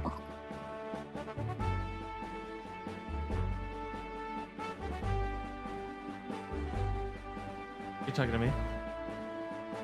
I was talking to Reset, our Oh, other warlock. What? I'm not a warlock. It was a joke.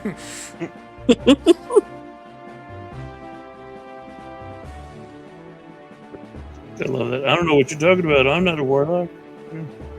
I have 2 spells. I have invisibility, and I have false life. Okay, so the only 2 people that leveled up would be Moxena and Corinna. So let's see. Alright, so Corinna's new thing is once per short rest, as a reaction, re-roll a missed dexterity-based attack roll this time with advantage. And once per long rest, as a reaction, reroll a failed dexterity saving throw, this time with advantage. And then Moxena's is, let's see, once per short rest, add 4d6 poison damage to an attack that just hit. So similar to Cyrus's thing, this is like after the attack, you add a 4d6, so it doesn't like do like the double damage smite kind of thing. Passive advantage to saving throws for specification. And then once per long rest, she can do a single target petrification. So one target within 60 feet must con save DC 15 as if a Medusa gaze. So it's still a 5e Medusa gaze, so they'd have to fail it twice in a row, but could be pretty clutch. If they fail both, they are petrified.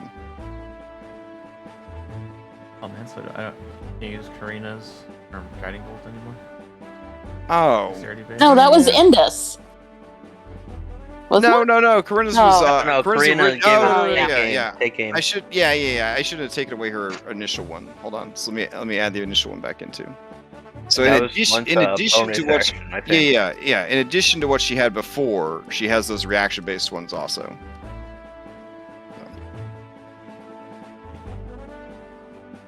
I love having advantage on Guiding Bolt.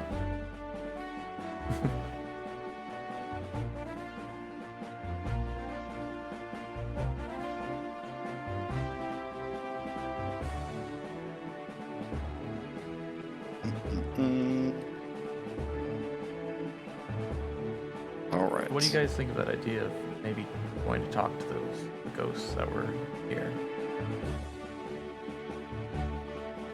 Try to make amends, that deal. Not making beds, You- but just like I don't think that would be possible.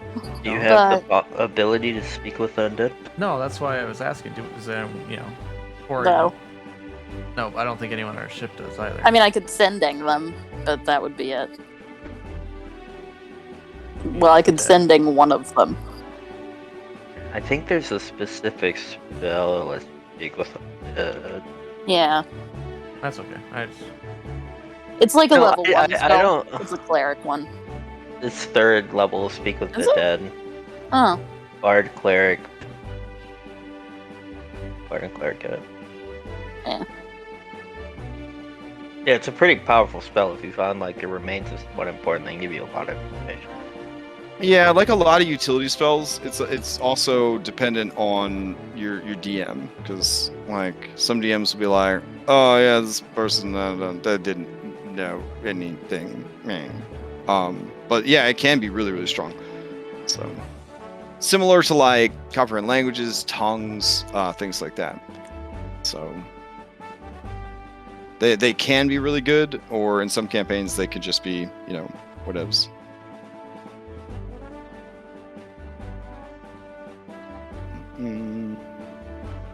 I don't think it's a terrible idea. I just feel like they're gonna hate us just as much as they hate Yeah. everyone else, you know? Yeah. I feel like it is more of a bomb situation. Like you set a fuse and run away. No, but then they'd also be set free, hopefully. Yeah, they can return to the mix. I mean, Oh, wait. I don't know that being a ghost is. Wait, would that give like Lutheria very powerful?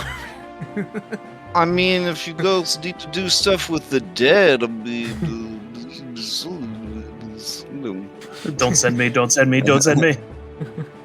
Cyrus, you wanted to go talk to Lutheria. Okay. I forget about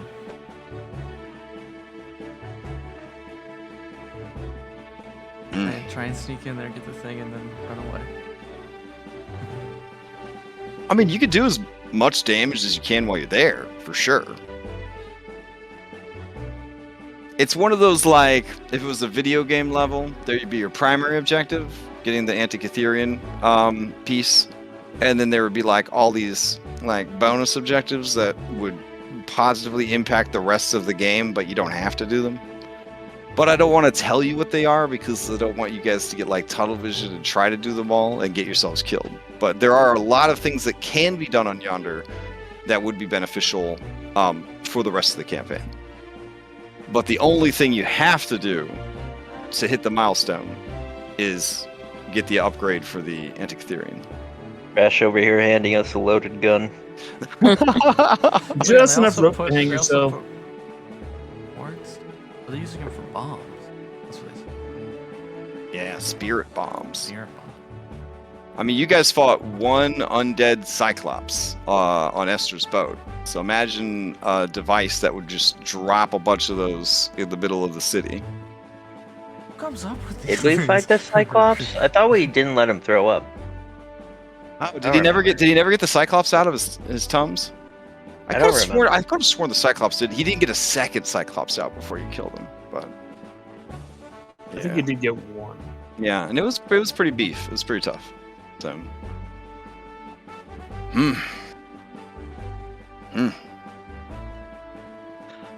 All right, I await your B team allotment and and basically how you plan to approach the island, and we'll kind of go from there. I have a number of maps. I never have enough maps, it feels like, but I have a number of maps for the different locations. So, or at least that will be representative of those locations.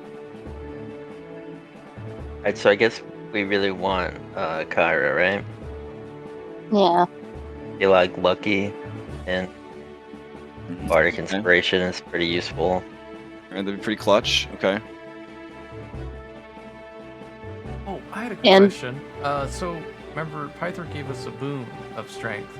Would using that Mhm. boon against the forces of Sidon, like, No, Okay. because what you do with the boon is on you. okay, Yeah, not Just wanna on make the sure. gods. Yeah, it's the same way that like Astraeus and Gaius going up against each other. Astraeus has gifts and powers directly granted by Mitros or whatever, but Gaius has powers granted by Sidon. Doesn't count as Sidon fighting Mitros, right? Okay. Because I just gave them those powers. I didn't tell them to do that. I just gave them those powers. Yeah. In the same way that like Pythor could be like, I just jumped in front of the attack. I didn't I didn't mean to take the hit. I just acted on impulse because I was just there. Like, Oops. why was I there? It's a free country. I could go wherever I want, right? I mean, I thought this was Thylea. That kind of thing.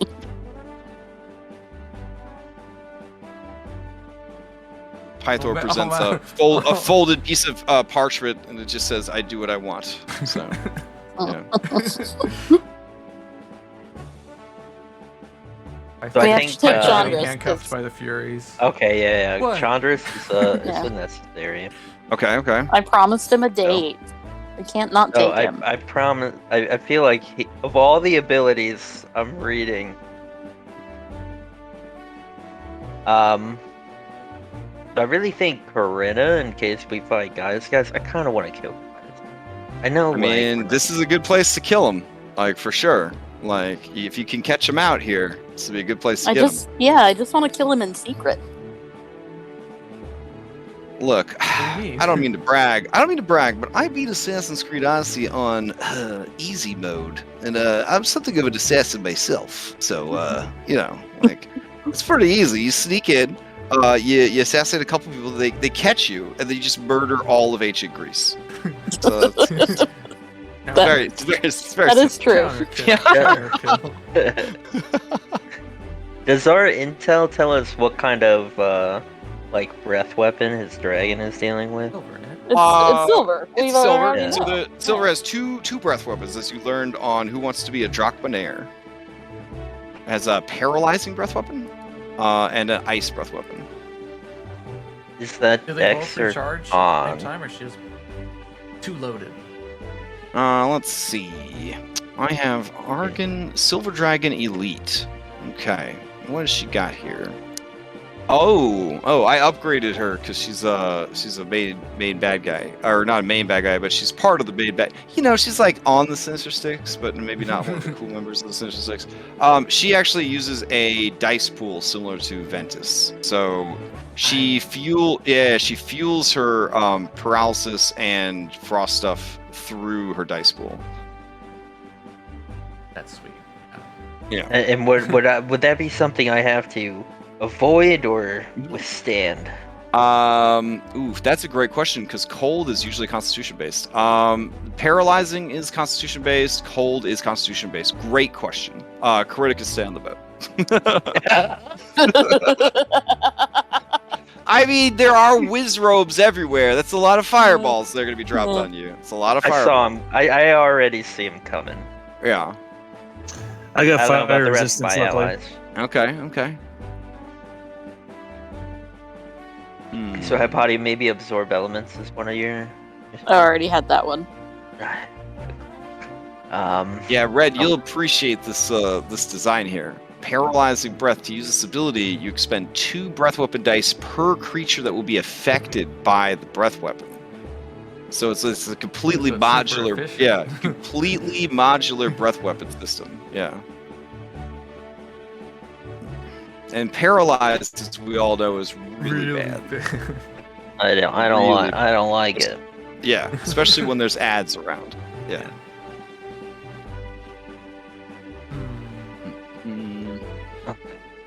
And she's a very lithe dragon. I mean, you guys have seen her enough. You would know this. And probably Chandras could give you this full report. She's considered serpentine, so she's considered one size smaller when determining squeezing. So she can get around areas that you wouldn't expect her to very easily because she's very sinuous, very thin, sinuous dragon. She has the classic bite, claw, tail. Bite, I think does a little bit of cold damage. Got that wing attack. Got a really nice passive perception, blind sight, dark vision. She's actually a little sneaky. Might be able to sneak up on you. Who knows? There is the fact that she has the mind of a child. So that was the other question. Like Icarus. yeah. She's actually older than Icarus, mentally. But he was forced by Acastus. He just wanted the biggest. He wanted the biggest dragon. So they just jacked poor Icarus up, but good. So it's not like a cute like Shazam thing where you got a kid in the body of a Superman. It's like the bad kind, like Akira. You know what I'm saying? Like Goddamn Dennis the Menace. yeah, like Dennis the Menace in Akira's body. Yeah, like he just got really, really big, uncontrollably large. It's horrible. What was the movie? There's a little kid who had like freckles and red hair. I'm sure you know what movie I'm talking about. Like, kid was a problem kid or whatever. Oh, literally Problem Child, the movie. Oh, was it Problem Child? Okay. Yeah. I did like that movie because they had that one barfing scene. Ugh. Oh, yeah. Callister's got the good, if you fail a check or save by 3, you can pass. Who has that? Yeah, I was Callister? just thinking. Oh, yeah, are Callister. you guys Yeah, down- Callister's real good. Spells Are you thrown guys at down us. with bringing Callister? I mean, it'll make Kyra sad, but you could bring Falana again. That anti-charm or that counter-charm was clutch in the last fight. And as you guys get higher in level and there's more and more spellcasters. Oh my god, we're more encouraged to break her. Yeah. I mean, that's the thing. Like, as you guys get more and more powerful, the enemies you fight are bringing innate spell abilities. They're going to have spellcasters supporting them. They're going to be spellcasters. Hypatia, one person. There's only so much counterspelling to go around. So it will start to ramp, as anybody that played in, not to keep bringing it up, Skills of War, but Skills of War would remember. So, Just getting to that point. yeah. Well, and also, Hypatia, a veteran of Saltmarsh, you guys started to run into more and more magical and spellcasty stuff as you got higher and higher. Well, you know what else we have? We have a Mage Slayer. It's true. It's true. I remember having to take Resilient Wisdom, so I didn't end up killing Alex. Oh yeah. Oh yeah. Dang. You were my goat. Yeah. Skull was my go-to. That's why I had to take it. Like it wasn't really yeah. a choice. Skull was my go-to. That's turn why I got against the that party. bottle of shadows or whatever to. Dude was a meat grinder. Oh, man, just oof. Nothing will ever be as nice. Nothing will ever be as horrifically beautiful to watch as Jenna the Generous essentially TPKing the entire team. So that was so beautiful. Gotta remind me. I've been through a lot of shit with you, Crash, but I've never felt so bad. Hey, on my end, I was like, oh shit. I guess this is the end of the campaign. I don't think they're gonna want to play anymore after this. This is really bad. I done goofed now. And then Larry Otis, he's like, hey, I guess I run away. I don't know. Maybe I should. And we're all just like, are you serious? Oh man, I'm getting trauma just thinking about it. Yeah, oh my God. I'm gotta work in the morning. Oh my God. Oh. And then Annika does the same thing. She just lets you re-roll failed save. Yeah, I just feel bad. I feel like it's always the Pi third party, the Pi 4. Well, I mean, they're literal demigods, you know, like. I just feel like we're gonna make a lot of saving throws, so. Yeah. On this island. I mean, We got the dragon, we got all these spellcasters. I love bringing him. But I mean, you know, if you get into a scrape, you got your boys right here. You got Bullbug and Crusher right here. I was thinking, can a bear be sneaky? He's a pro athlete. Yeah. I mean, I'm not a good judge of that because literally everything is sneaky to me, IRL. But And I he mean, has a bear flying could easily sneak up on me in real life. speed. They'd never see it coming. Yeah. Also, I mean, he's a famous athlete, so you could have him as distraction. You just said Crusher on. No, it needs to. I need to finish this quest. I don't want to bring Crusher. That stuff could. Well, maybe really bad his stuff could happen brother is on Yonder. No, I'm thinking his brother's Look, hanging out with. Can we get Spring Wind. Versi? Can Oh, we get so Versi Steros scry? Steros' level up because Steros leveled up as well because you did save his father, which was his thing to level him up. His level up thing is not like a useful activation ability. He basically is the second part of the equation for Vulcan to start making like extremely dope shit. Like he's the leveling him up is the secret ingredient to unlock the higher level crafting. Can he upgrade his shield? I mean, not right now, but No, yeah, I like actually- Legendary shield. I like I how actually you've been finally quiet this whole thought of- time. you should listen. Like you should listen to the prep streams for this game. I'm always like, oof, we better scale this monster up so Reset can't use its head as a shield. Yeah, Monster Manual says this is a medium, but I think everybody knows what we're gonna do right now. Yeah.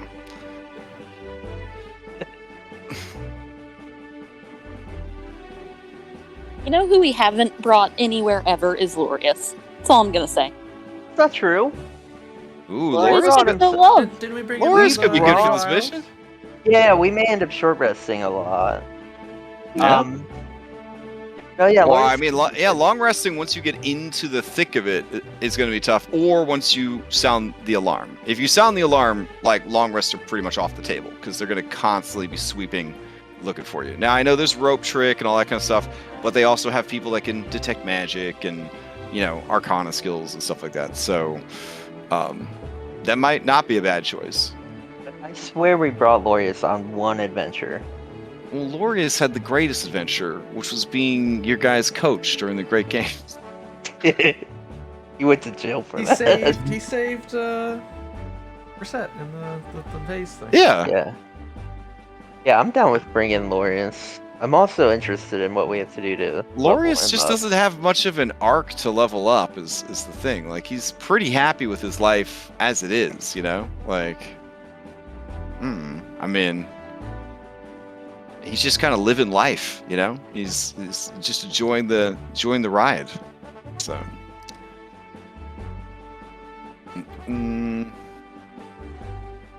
let's see. Yeah, Falana could negate a charm. That was really good. Yeah, we've We got Kyra 5, I Chandras, think. Alistair, so All right, so you're bringing Falana. All right. Well, we're not sure about Lana yet. Oh, you're not sure about Falana. 'Cause Okay. we have 5, right? Marked 1, 2, 3, 4. Are you 5. bringing? Yeah. Are you bringing Annika then? So Kyra, Chandras, Callister, and Enika, and then who was the fifth one? Corinna for the deck saves, or no? So now we have Kyra, Callister, Lorius, Oh, Chandras, Loris. Okay. and Enika, but I do feel like Falana is just like, that's a get out of free jail card. Like, if one of us get charmed in there in a bad way, I mean, it could be devastating. I mean, we do have. yeah, I don't know about Hypatia Gloria. is preparing spell magic, right? I am, but if I'm the one that gets charmed, I have that's Dispel bad. Magic too. But you probably have the Oh, highest okay. wisdom save. I have Dispel Magic. I just don't That's have as true. much Oh. as you, because I have it through Kyra's heart. Yeah, and you used it in the Yeah, fight yeah, against yeah, the yeah. against the Alright, then. queens. Yeah. And I just have to be a lot more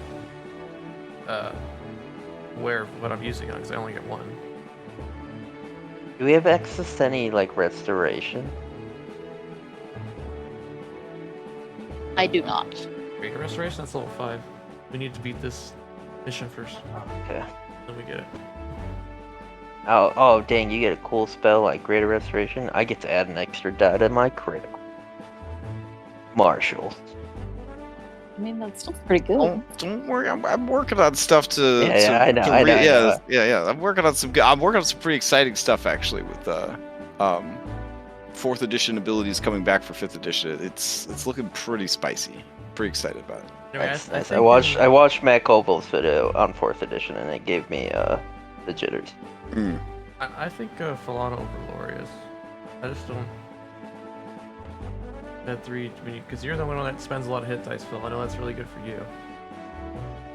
Only I- one reset normally does, and I have like, I get no health from my hit dice. Yeah. So it's rolling more is good. Okay. I would say Lorius over He gives either you like Callister he gives you and- 3 to each die rolled. Which Yeah, is pretty, that's which is pretty good. wild. Yeah. It's better than a bard. When you think about it, that is actually pretty good for a dungeon run. Like if you know you're going into like a long ass dungeon and you won't be able to get any long rests in, like that's where that really shines, I think. Yeah, it's Yeah. funny because it's probably Get a short it's rest. good for the places he probably wants to go the least. Yeah, right. You're bringing me where? Where are we going? I wanna go see the tree of Thylea. I would say Lorius Right. over Callister or Enika. Either one. Maybe Falana over Enika, because she's a reroll and she just cancels the thing that we'd want to reroll anyway. And then we keep Callister because we can use him to succeed. You can do that. I'm fine with that. And I could got Themis. But then we have to deal with Kyra and Falana together. It's always just great. I mean, Be fun. Some fine. good interplay there. There could be some good Yeah. interplay. I mean, I'm just there's no better story than the enemies to friends. yeah. Maybe They're they'll- definitely maybe they'll gonna be find common friends. ground on this island. Yeah. Now, as especially you guys are discussing this, you do see that there is a member of the B team who, if you look at the thing, he's not listed. And if you look harder, you see it's still not listed, but he is selectable. But his powers are a great mystery. History. Do you take a gamble on PTOS, the halfling burglar, The halfling the burglar. most, feel- We need- the we I most need feel to like- interesting, steal a the most thing. interesting halfling in the world? Hmm? I feel like that would just be such a Dude, he's small. We a need to go blow to steal a thing from a testicles great to bring library. testicles light. A testicles light. Oh my god. I want his to be like just a random effect, like a wild magic surge. would actually cut No, down. I know we don't want that. We don't want that. I actually have something written down in my notes for it, but part of it is you don't actually know what he brings to the table as a BT member. You have to kind of, much like you had faith in his ridiculous backstory, you have to have faith that he is a good BT member. Oh, he claimed to be the greatest thief of all time who went back to the Look, underworld I'm and just stole. saying, we're going thieving. We could drop my boy Callister and bring him. I'm just saying, we are Oh, going dang. thieving. I'm down with it. Now, Bullbug is on the other part of the ship, and he's trying to rally his own adventuring party, and he has his own copy of the map of Yonder that he's drawn himself after peering over your guys' shoulders. And it basically illustrates a straight line into the harbor, and that's his plan. So, and he's trying to recruit for that. So he currently has Testicles on his plan. Oh, man. The two new lizard folk. Yes. Yeah. Your dad. Can't believe the bringing Kyrans. Yeah. Let's go have fun. Yeah, it'll be great. Yeah, so that's their plan, is to just sort of charge the harbor. So Is this a plan that requires player intervention? Or will someone I one mean, of our I can- intelligent I could- NPCs talk I about could it? assign Zamrox to make sure that they fail. Okay. Zamrox issues a series of grunts, and you understand that he will volunteer as scout, and he will basically just lead them to a secluded beach. Excellent. Okay.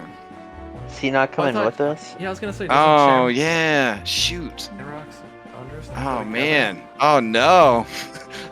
Oh no, they kind of stare at each other from across the ship. They've been together since they were kids. Oh man. Zamrox looks over at Chandras, and then he looks over at Hypatia, and Chandras follows his gaze to Hypatia. Then Zamrox looks back at Chandras, and he just gives him a bro nod.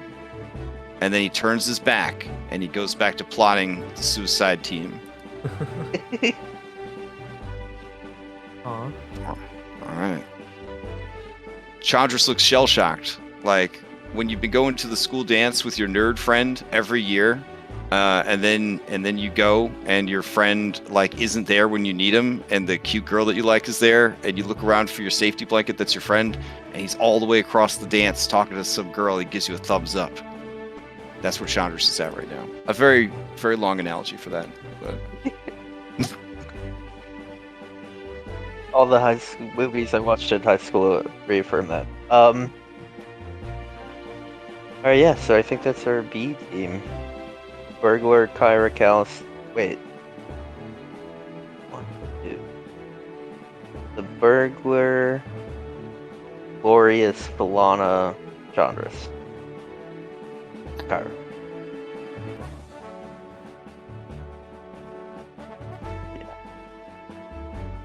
okay, so you are going to Wait. drop Callister and bring PTOS? Yep. All Think so. right. Well, I mean, Alright. I feel like you've got us all intrigued. you know, What do mean- they think about Callister versus Falana then? Because she only does it on charm effects, and there could be lots of different spells we'd be going against. Ooh, Callister could just help against anything. Yeah, it can help but- against any saving throw.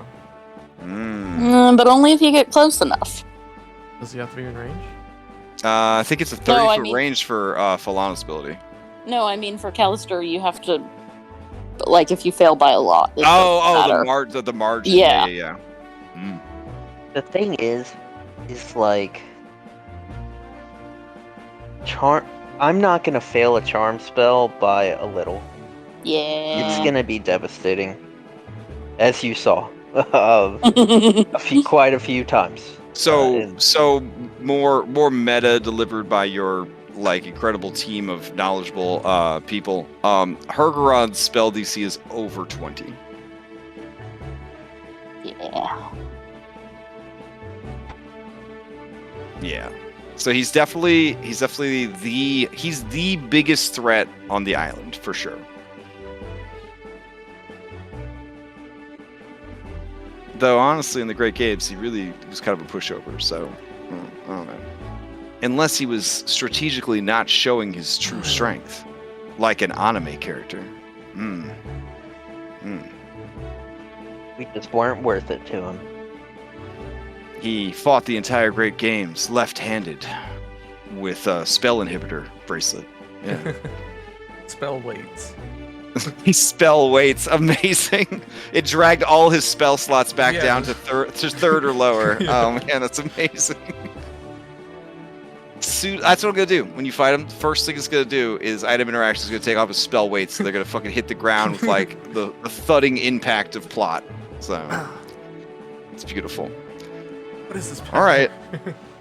It sounds like we are at the door. We are ready to go. Okay. But now we have 6 minutes left. So Well, we need to pick which side of the island we're going on. yeah, true. And look, all right, one more time on the team. You got Chandris, Kyra, Petios, Lorius, Enika, and that's No, it. not Anika. No. No. Lana. Lana. Falana. Okay. All right, that's a bard team right there. Look at that. You got 3 bards, a rogue, and a morally questionable Arcane edgelord trickster. ally. Yeah. Nice. He says my character sheet says scholar. Mystic? Oh. Yeah. I mean, honestly, if I allowed Mystic, he'd probably be Mystic. So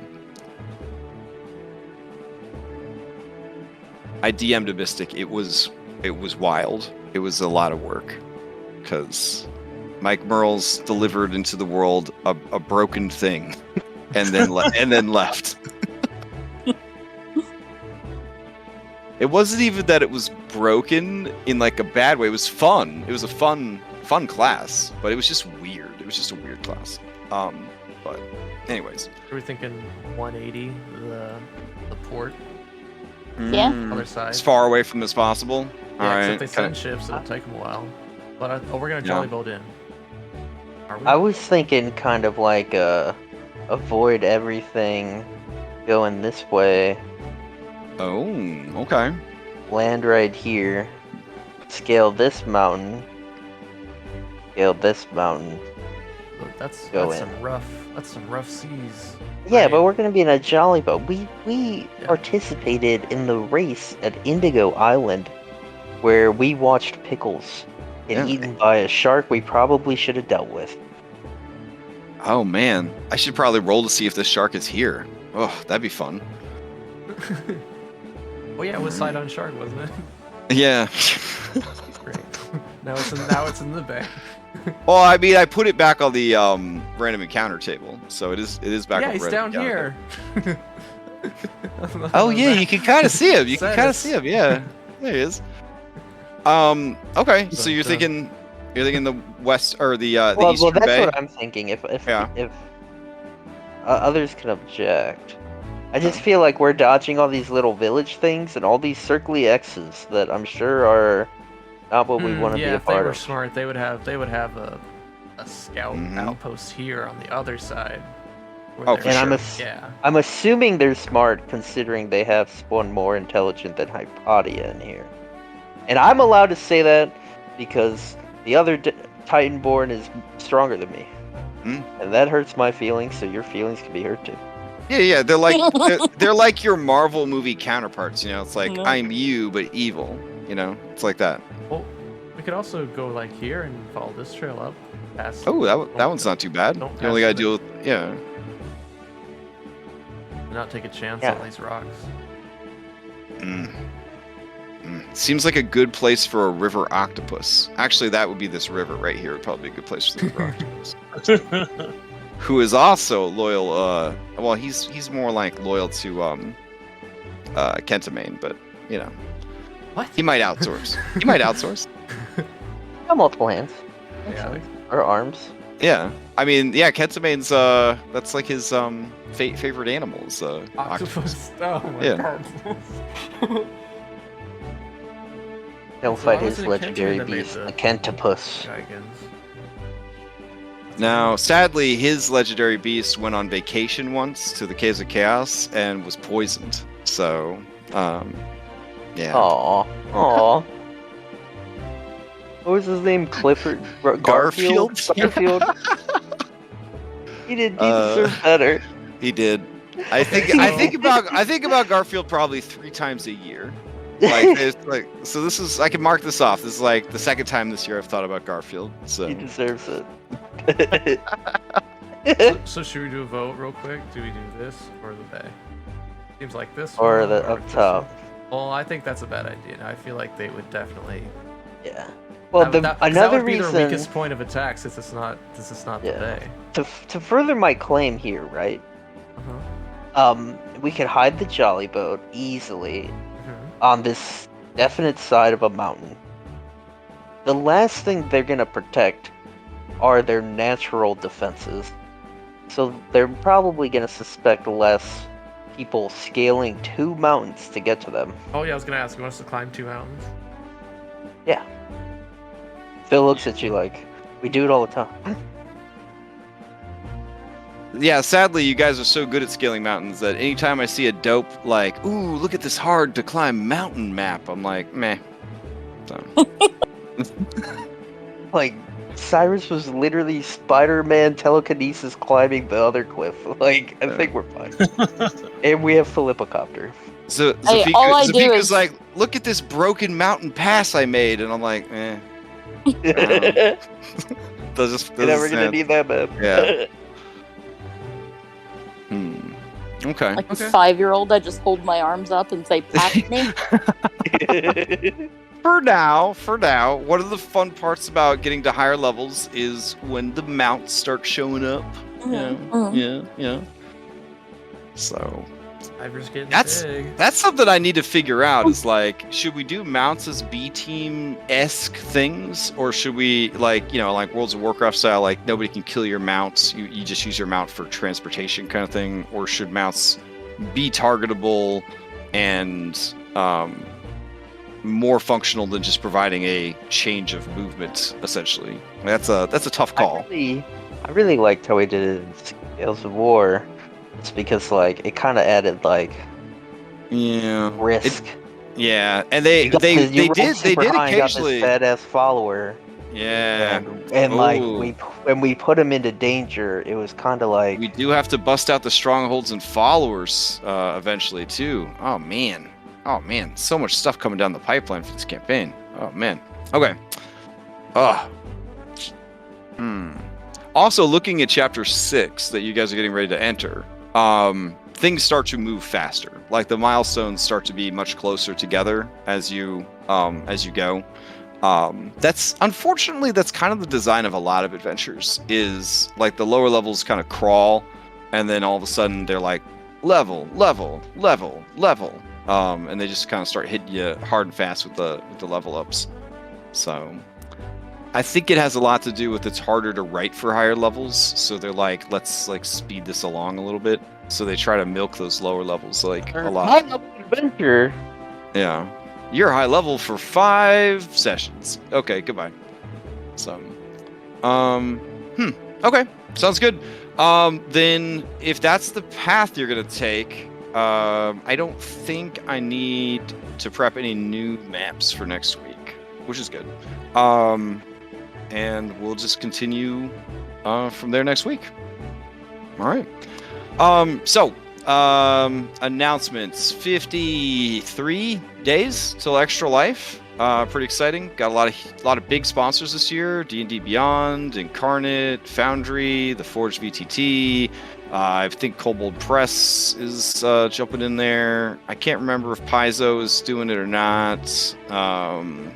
A lot of people. There's a lot of stuff. There's gonna be a lot of incentives for donating. A lot of cool stuff to win in the donor raffle this year. Got a really cool group of players. Pretty happy with the group that signed up this year. So I think it'll be very exciting. I think at least 2 of the players are going to be streaming, so there'll be lots of ways to watch and participate. Donate to help the monsters, donate to help the players, loot boxes, all that good stuff. And if you haven't participated in one before or seen one before, they get pretty nuts. especially the longer we play. It's going to be a 25-hour marathon this year because of daylight savings time. And hopefully, well, not hopefully, I'm very confident that it'll push us over the 20,000 mark for money that we've managed to raise as a community for Extra Life. So that's really exciting. And let's see, Dom's running a one-shot, I believe, for Extra Life. Red's going to run a one-shot for Extra Life. I might. Dom's also. Oh. Yeah, I might actually run another one in okay. October. I'm trying to do towards the end of September for this first one, and then I might do like a spooky one for October, and then hype. we'll be right hype. into Okay. Extra Life at that point. Very cool. And Dom's running a Monster Hunter mini-series, which I'm very happy to have gotten a spot in, so that's going to be pretty fun. And I think he's planning to run that mini-series again as an Extra Life fundraiser, so that's pretty cool. Rime of the Frost Maiden, that we play on Wednesdays, that'll be ending by December. Starting in the new year, I think Dom is going to relaunch that campaign because he worked super hard on it, so you might as well run it twice. So if you were interested in it, I think Dom's a really solid DM, and he was able to handle me as a player. So yeah, I think that says a lot right there. So if you're looking for a game in the new year, a longer game in the new year, he's going to be posting that up on the server. Skull and Shackles will be over by December. I won't be re-upping a Thursday time slot. My new work schedule, I can't do anymore.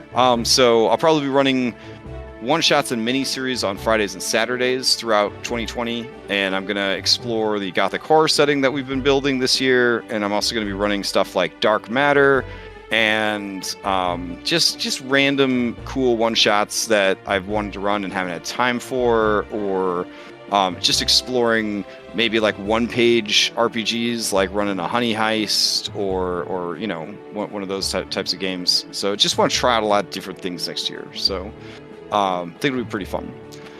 All right, anybody have any other announcements before we adjourn? I think we're good here. No? Okay, all right. Hope everybody has a good week, and I'll see you around the server. Bye. Bye. Good night. Bye.